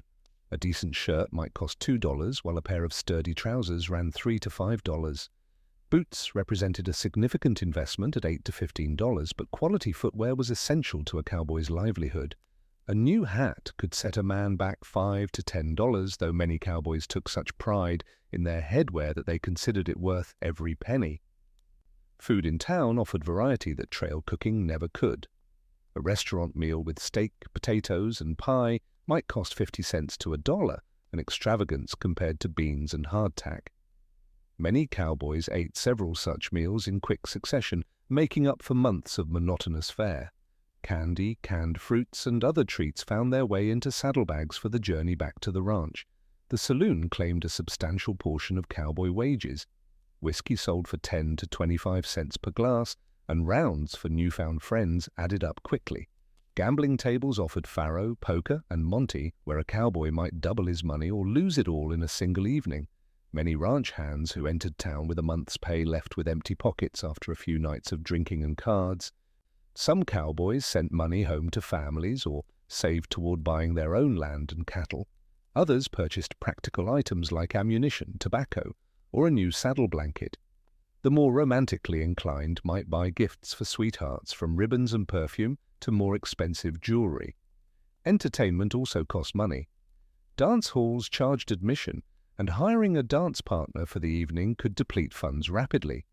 Photography studios offered the chance to have a portrait made, a luxury that cost $1 or more but provided a tangible record of youth and adventure. By the time most cowboys headed back to the ranch, their pockets were considerably lighter, but they carried memories of comfort and pleasure that would sustain them through the next long stretch of isolation and hard work. The saloon stood as the beating heart of every frontier town, its swinging doors opening onto a world that offered weary cowboys a brief escape from the harsh realities of trail life. After weeks or months on the range, these establishments represented civilization, entertainment, and human connection in a landscape that offered precious little of any. Walking into a saloon meant entering a dimly lit space thick with tobacco smoke and the mingled scents of whiskey, sawdust, and unwashed bodies. The long wooden bar dominated one wall, often backed by an impressive mirror that made the cramped interior seem larger than it truly was. Behind this bar stood rows of bottles containing liquids of varying quality, from genuine imported spirits to locally distilled rotgut that could strip paint from wood.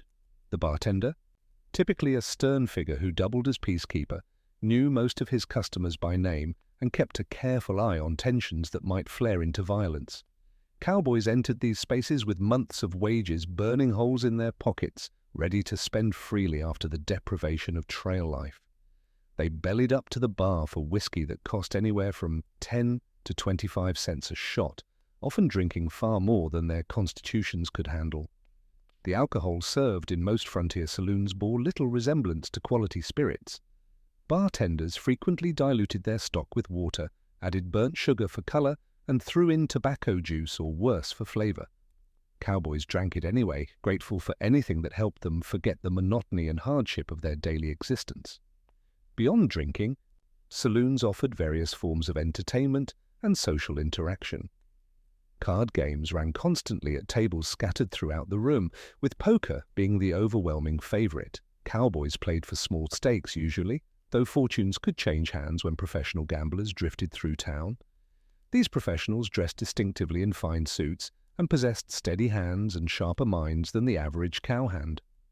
Most cowboys knew better than to sit down with such men, but alcohol and bravado often overruled good judgment. Some establishments featured small stages where entertainers performed. Singers, dancers, and musicians provided shows that ranged from genuinely talented to desperately amateur. Cowboys appreciated any entertainment after months of hearing nothing but cattle lowing and coyotes howling. The presence of women, even in the limited capacity of dance hall girls or saloon workers, offered another draw. These women earned their living by encouraging cowboys to buy drinks and spend money, dancing with lonely men for a fee, and providing companionship that stopped at carefully defined boundaries. The saloon functioned as more than just a place of vice and entertainment. It served as the town's informal gathering place where news spread, business deals were struck, and employment opportunities emerged. Cowboys learned about available work, heard gossip from other towns, and maintained the social connections that helped them survive in an uncertain profession. The image of two cowboys facing each other on a dusty street, hands hovering over their holsters as townsfolk scatter for cover, has become one of the most enduring symbols of the Old West. Yet this dramatic scene, replayed countless times in films and novels, bears little resemblance to the actual violence that punctuated cowboy life on the frontier. Real gunfights were rarely the choreographed duels of popular imagination. Most shootings happened suddenly, often fueled by alcohol, personal grudges, or arguments over cards and women. A cowboy might find himself in a violent confrontation after months on the trail when he finally reached a cattle town, his pockets full of wages and his judgment clouded by whiskey. These encounters were typically chaotic close-range affairs that ended as quickly as they began. The romanticized, quick-draw duel was largely a creation of dime novels and later Hollywood productions. Professional gunfighters did exist, but they were a tiny minority among the thousands of working cowboys. Most ranch hands had never fired their weapon at another human being and hoped they never would. The revolver hanging from a cowboy's hip was primarily a tool for dealing with rattlesnakes, injured livestock, and occasionally predators. It was not worn low on the thigh in a special holster designed for rapid deployment, as movies would suggest, but rather carried high on the hip, where it was less likely to catch on brush or interfere with riding. When violence did erupt, accuracy was far more important than speed, and most cowboys were not particularly skilled marksmen. Ammunition was expensive, and few men could afford to practice regularly. The revolvers of the era were also far less reliable than modern firearms, prone to misfiring and difficult to aim accurately, especially in the hands of someone whose adrenaline was pumping and whose vision might be blurred by drink. Town marshals and sheriffs, contrary to legend, often enforced strict gun control ordinances. Many cattle towns required visitors to check their firearms upon arrival, storing them until departure. Abilene, Dodge City, and other famous cow towns posted signs prohibiting the carrying of weapons within city limits. These laws existed precisely because armed, drunk young men were a recipe for tragedy, not because gunfights were a daily occurrence. The few genuine gunfighters who gained notoriety, men like Wild Bill Hickok or John Wesley Hardin, were regarded with a mixture of fear and distaste by ordinary citizens and working cowboys alike. They were seen as dangerous outliers, not heroes to be emulated.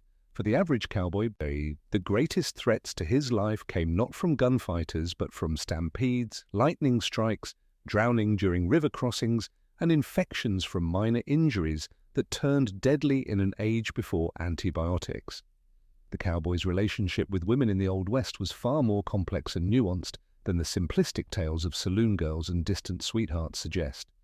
For most working cowboys, interactions with respectable women were remarkably rare. shaped by the isolation of ranch life and the rigid social conventions of the era.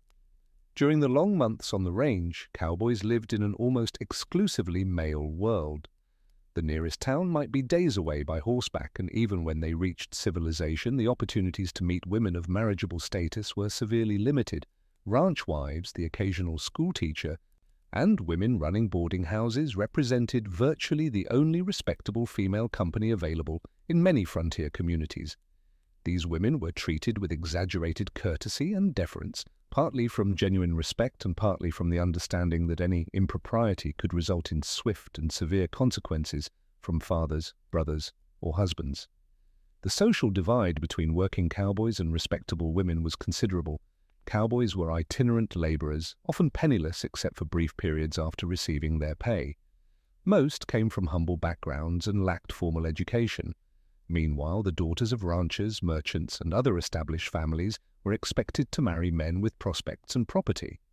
A cowboy hoping to court such a woman faced an uphill battle, needing to prove himself capable of settling down and providing stability. Some cowboys did marry, though this often meant leaving the trail for good. A man could not maintain a family while spending months away on cattle drives or living in a bunkhouse. Those who wed typically transitioned to other work, perhaps taking a position as a ranch foreman with a small house, or leaving cowboy life entirely to homestead their own land or take up a trade in town. The reality of prostitution in cattle towns was undeniable, though rarely discussed in polite society. After months of grueling work and isolation, many cowboys sought female companionship in the red light districts that flourished in trail towns like Dodge City and Abilene. These encounters were typically brief and commercial, offering temporary relief from loneliness rather than genuine connection. Letters home to mothers and sisters provided an important emotional outlet for many cowboys. These correspondences, when the cowboy was literate enough to write them, reveal a tender side rarely displayed in the masculine world of the range. Men who projected toughness and independence in the bunkhouse often expressed homesickness and longing for family in their private writings. The loneliness of cowboy life was profound and persistent. While popular culture celebrates the freedom and adventure of the cowboy existence, the absence of female companionship and family life represented one of the occupation's greatest hardships, one that ultimately drove many men to seek different paths as they aged. Hash cowboys of color, black and Mexican vaqueros. The dusty trails of the Old West were far more diverse than popular imagination suggests.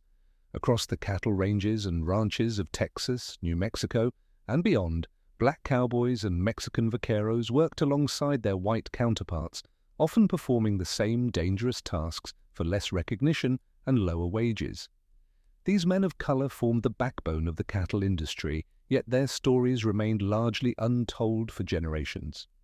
Black cowboys made up roughly 1/4 of all trail riders during the height of the cattle drives. Many had been born into slavery on southern plantations, where they learned horsemanship and cattle handling as part of their forced labor. After emancipation, these skills became their ticket to employment in the expanding cattle industry. The open range offered something rare for the time, a chance to work with relative independence, even if true equality remained elusive. Life for black cowboys carried unique challenges beyond the already difficult existence of trail work. While they rode the same dusty miles and faced the same dangers from stampedes and river crossings, they often encountered additional barriers in towns along the trail. Many establishments refused them service, and they faced threats of violence that their white companions did not. Yet on the trail itself, competence often mattered more than color. A man who could rope a steer or break a wild horse earned respect from his fellow riders, even in an era of deep prejudice. Mexican vaqueros brought centuries of ranching tradition to the American cattle industry. Long before Anglo settlers arrived in Texas, Mexican horsemen had developed the techniques and equipment that would define cowboy culture. The lariat, the wide-brimmed sombrero, leather chaps, and the very word rodeo all came from vaquero tradition. These skilled horsemen taught Anglo cowboys the art of working cattle on horseback, sharing knowledge passed down through generations. Despite their expertise and foundational role in shaping cowboy culture, Mexican vaqueros faced systematic discrimination. They typically received lower wages than Anglo cowboys for identical work, Many ranches relegated them to the most difficult or dangerous tasks. In Texas particularly, tensions from the recent Mexican-American War created additional hostility. Yet vaqueros continued working the ranges, maintaining their proud traditions while adapting to the changing landscape of the American West. Both black cowboys and Mexican vaqueros contributed essential skills and labor to the cattle industry. They broke horses, drove herds thousands of miles, and helped build the ranching empire that transformed the Western economy. Their presence on the trail created a more complex social dynamic than simple racial hierarchies might suggest. Shared hardship and mutual dependence sometimes bridged divides, though never completely erasing the inequalities of the era. These cowboys of color lived the same grueling daily existence as all trail hands, while navigating additional layers of prejudice that made their achievements all the more remarkable. The vast open range that had defined cowboy life for decades began to disappear in the 1880s, transforming everything these men had known about their work and way of life. The changes came gradually at first, then with startling speed, as forces beyond any individual cowboy's control reshaped the American West. Barbed wire arrived like a quiet revolution. Invented in 1874, this simple, twisted metal fencing spread across the plains with remarkable efficiency. Ranchers who had once allowed their cattle to roam freely across millions of acres now began marking boundaries and claiming specific parcels of land. The wire was cheap, effective, and permanent. Cowboys who had grown accustomed to following herds wherever grass and water could be found suddenly encountered barriers that forced them to change routes they had ridden for years. The romantic notion of endless open country gave way to the reality of property lines and legal boundaries. The terrible winter of 1886 to 1887 delivered a crushing blow to the old ranching system. Blizzards swept across the northern plains with unprecedented fury, and temperatures plummeted to depths that killed cattle by the tens of thousands. Cowboys struggled helplessly as animals they had tended froze to death or starved when ice covered the grass. Some ranchers lost their entire herds. When spring finally arrived, the prairies were littered with carcasses. The disaster proved that allowing cattle to fend for themselves through harsh winters was no longer economically viable. Railroads continued expanding their networks, making the long trail drives increasingly unnecessary. Towns that had once existed solely as destinations for cattle drives found themselves bypassed by rail lines that reached directly into ranching country. Cowboys who had spent months driving herds to Kansas now watched as cattle were loaded onto trains just miles from where they grazed. The skills that had defined cowboy expertise, the ability to manage cattle across hundreds of miles of open territory, became less valuable with each new rail line constructed. Homesteaders arrived in growing numbers, claiming land under various government acts that encouraged settlement.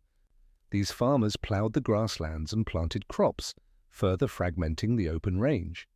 Conflicts erupted between cattlemen and farmers over land use and water rights. Cowboys found themselves caught in the middle of these disputes, sometimes ordered to cut fences or intimidate settlers. The cowboy's role evolved from the independent drover of the open range to something more confined and routine. Ranches became smaller, more managed operations. Cowboys spent less time on long drives and more time maintaining fences, feeding cattle in winter, and performing tasks that resembled farm work more than the adventurous life they had once known. The golden age of the open-range cowboy was ending. The invention that would forever change the cowboy's world arrived quietly, rolled up on spools, and strung between wooden posts. Barbed wire appeared on the Great Plains in the 1870s, and within a decade it had transformed millions of acres of open range into fenced pastures. For the working cowboy, this seemingly simple innovation marked the beginning of the end of the life they had known. Before barbed wire, the open range stretched endlessly across the West. Cattle roamed freely across unfenced grasslands, and cowboys spent their days riding vast distances to keep herds together and move them to market. The lack of boundaries meant that ranchers depended on the skill and endurance of their cowboys to manage livestock across territories that seemed to have no limits. This was the world that had defined cowboy work since the end of the Civil War, a world where a man on horseback could ride for days without encountering a fence. Joseph Glidden's patent for barbed wire in 1874 changed everything. The twisted strands of wire with their sharp barbs provided an affordable way to fence enormous areas of land. Unlike wooden fences or smooth wire, barbed wire could contain cattle effectively. A few strands stretched between posts every dozen feet could create boundaries where none had existed before. Ranchers quickly recognized the value. They could now control their herds more easily, protect their water sources, and prevent their cattle from mixing with neighboring stock. For cowboys, the arrival of barbed wire meant their skills became less necessary. The long trail drives that had employed thousands of men began to disappear as railroads expanded and ranches became self-contained operations. Instead of spending weeks or months driving cattle across open country, cowboys found themselves riding fence lines, repairing posts, and working within the confines of individual ranches. The romantic image of the cowboy as a wandering horseman gave way to the reality of ranch hand performing routine maintenance. The transition happened swiftly. By the mid-1880s, much of the open range had been divided and claimed. The terrible winter of 1886 to 1887, which killed hundreds of thousands of cattle, accelerated the change. Ranchers realized that fenced pastures allowed them to provide better care for their herds during harsh weather.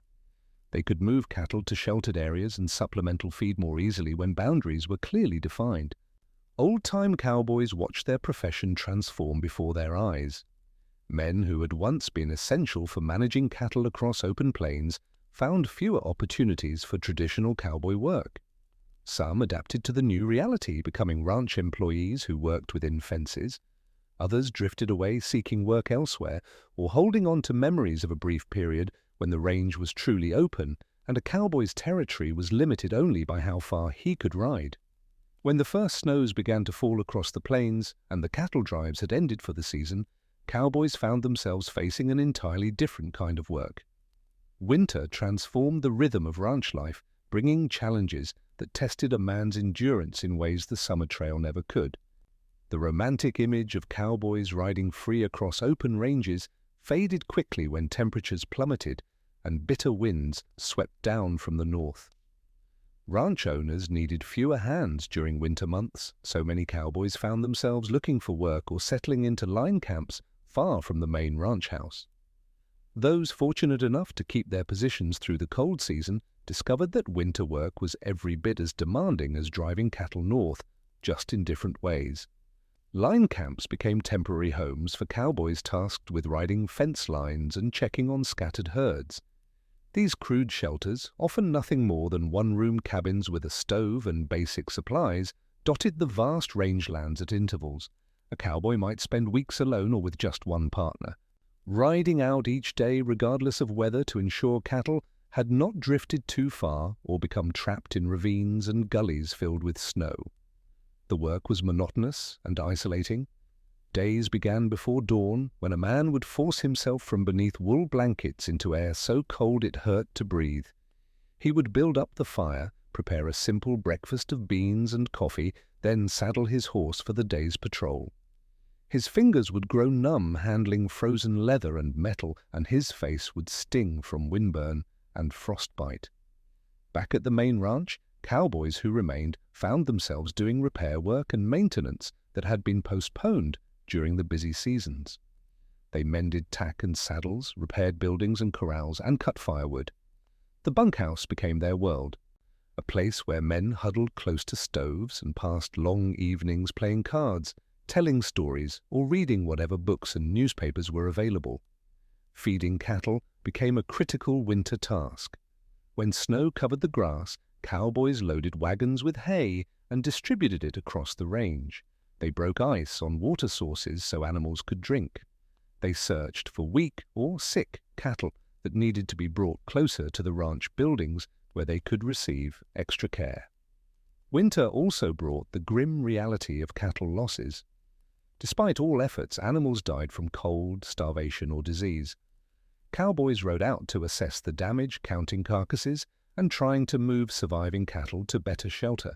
The brutal winter of 1886 to 1887 killed hundreds of thousands of cattle across the plains, devastating ranches and ending the open range era in many areas.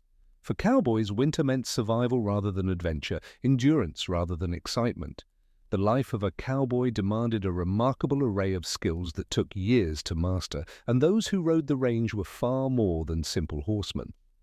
These men needed to be experts in multiple disciplines, combining the knowledge of ranchers, veterinarians, blacksmiths, and survivalists all into one capable individual. Horsemanship stood as the foundation of every cowboy's expertise. A working cowhand spent more waking hours in the saddle than on his feet, and his relationship with his mount often meant the difference between life and death. Cowboys learned to read their horses' moods and physical condition, understanding when an animal was tired, lame, or spooked. They needed to break wild horses for riding, a dangerous task that required patience, timing, and an intuitive understanding of equine psychology. The best cowboys could rope a steer from horseback at full gallop, their movements synchronized perfectly with their mounts. Roping itself was an art form that demanded constant practice. A cowboy's lasso was an extension of his arm, and he needed to throw it accurately while riding at speed across uneven terrain. Different situations called for different techniques. Catching a calf required a different approach than roping a full-grown steer, and a cowboy needed to know how to secure the rope once the animal was caught without injuring himself or his horse. Understanding cattle behavior was equally crucial. Cowboys learned to recognize signs of illness in livestock, knowing which animals needed to be separated from the herd and which were simply ornery. They could predict when cattle might stampede and understood how to turn a running herd before it scattered across miles of open country. Reading brands and identifying ownership marks required a sharp eye and excellent memory, as disputes over cattle ownership could turn violent. Survival skills kept cowboys alive in the unforgiving wilderness. They needed to navigate by stars and natural landmarks, find water sources in arid country, and predict weather changes by observing clouds and animal behavior. Many learned basic veterinary skills, treating everything from snake bites to broken legs. They could repair their own equipment, mending saddles and bridles with leather working skills passed down through experience. Fire starting, cooking over open flames, and making do with limited supplies were daily necessities. Cowboys learned which plants were edible, how to track game for supplementing their diet, and how to preserve meat in the heat. They needed basic medical knowledge to treat their own injuries and those of their companions, often working miles from any doctor. The accumulation of these skills transformed young ranch hands into seasoned cowboys, men whose expertise was earned through hard experience and careful observation of those who came before them. The transformation of the cowboy from a working ranch hand into an enduring symbol of American identity began even before the cattle drives had ended. By the 1880s, dime novels were already spinning tales of heroic cowboys facing down outlaws and taming the wilderness, though these stories bore little resemblance to the actual daily grind of mending fences and eating dust behind a herd. The men who had lived through the reality of cowboy life often found themselves bemused by these romanticized versions of their experiences, yet the mythology took root in the American imagination with remarkable speed. Buffalo Bill Cody's Wild West shows, which began touring in 1883, brought a theatrical version of cowboy life to audiences across America and Europe.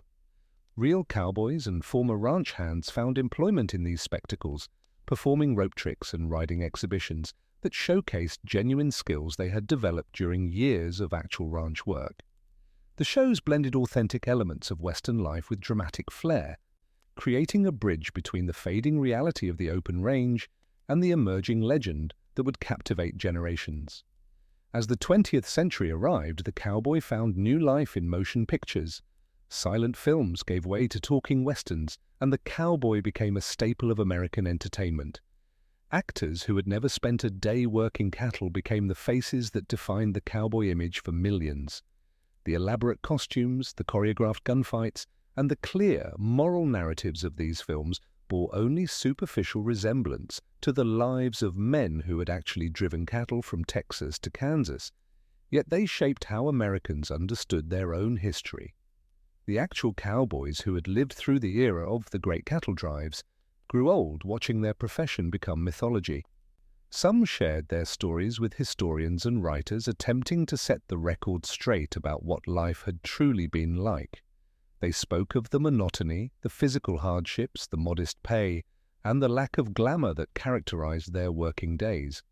Yet even these first-hand accounts struggled to compete with the powerful imagery that had already taken hold in popular culture. The cowboy's legacy extended far beyond entertainment. The figure became a metaphor for American values of independence, self-reliance, and rugged individualism. Politicians invoked cowboy imagery, businesses used it in advertising, and the cowboy hat and boots became fashion statements disconnected from their practical origins. The actual skills that working cowboys had developed, the knowledge of animal husbandry and land management, the traditions of horsemanship and leather working, these found preservation in rodeos and among working ranchers who continued the traditions even as the world around them modernized. What remains remarkable is how a profession that existed in its classic form for barely 20 years left such an indelible mark on American culture and identity. The real cowboy experience bore little resemblance to the romanticized tales that would later captivate audiences in dime novels and Hollywood films. These were working men, laborers who spent their days in the saddle not for adventure or glory, but to earn a modest wage doing one of the most demanding jobs on the American frontier. The mythology that grew up around them transformed dirty, exhausting work into heroic exploits, but the cowboys themselves would have found such glorification puzzling. A typical cowboy's life revolved around the rhythms of cattle and seasons. He rose before dawn to coffee boiled over an open fire, ate simple meals of beans and biscuits, and spent long hours riding through dust, rain, or scorching heat. His hands bore the calluses and scars of rope burns, his body ached from falls and the constant jarring of the saddle, and his clothes remained perpetually stained with sweat and dirt. This was not the stuff of legend, but the reality of manual labor in an era before mechanization transformed ranch work. The cattle drives that became central to cowboy mythology were indeed significant events, but they represented only a brief period in Western history and occupied just a portion of a cowboy's working life. Most of his time was spent on routine ranch tasks that required skill and endurance but offered little excitement. Mending fences, breaking horses, treating sick cattle, and maintaining equipment filled the endless days between the occasional drives to market. What made cowboys remarkable was not their supposed wildness or independence, but their adaptability and resilience.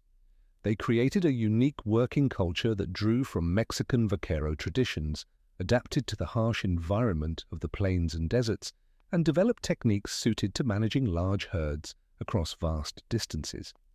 They were craftsmen of a sort, masters of skills that took years to perfect, and that required both physical toughness and an understanding of animal behavior.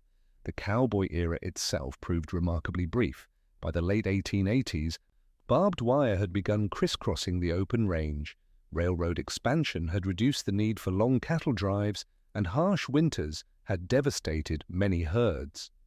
The free-ranging cowboy lifestyle that had flourished for perhaps 2 decades began its transformation into the more settled routine of modern ranch work. Yet even as the reality faded, the legend grew stronger. The cowboy became a symbol of American individualism and frontier spirit, a figure who represented freedom and self-reliance. This mythological cowboy overshadowed the real men who had lived such hard and humble lives, but perhaps that transformation was inevitable. The actual experience of cowboy life was too ordinary, too filled with mundane labor and simple survival to satisfy a nation hungry for heroes and romance.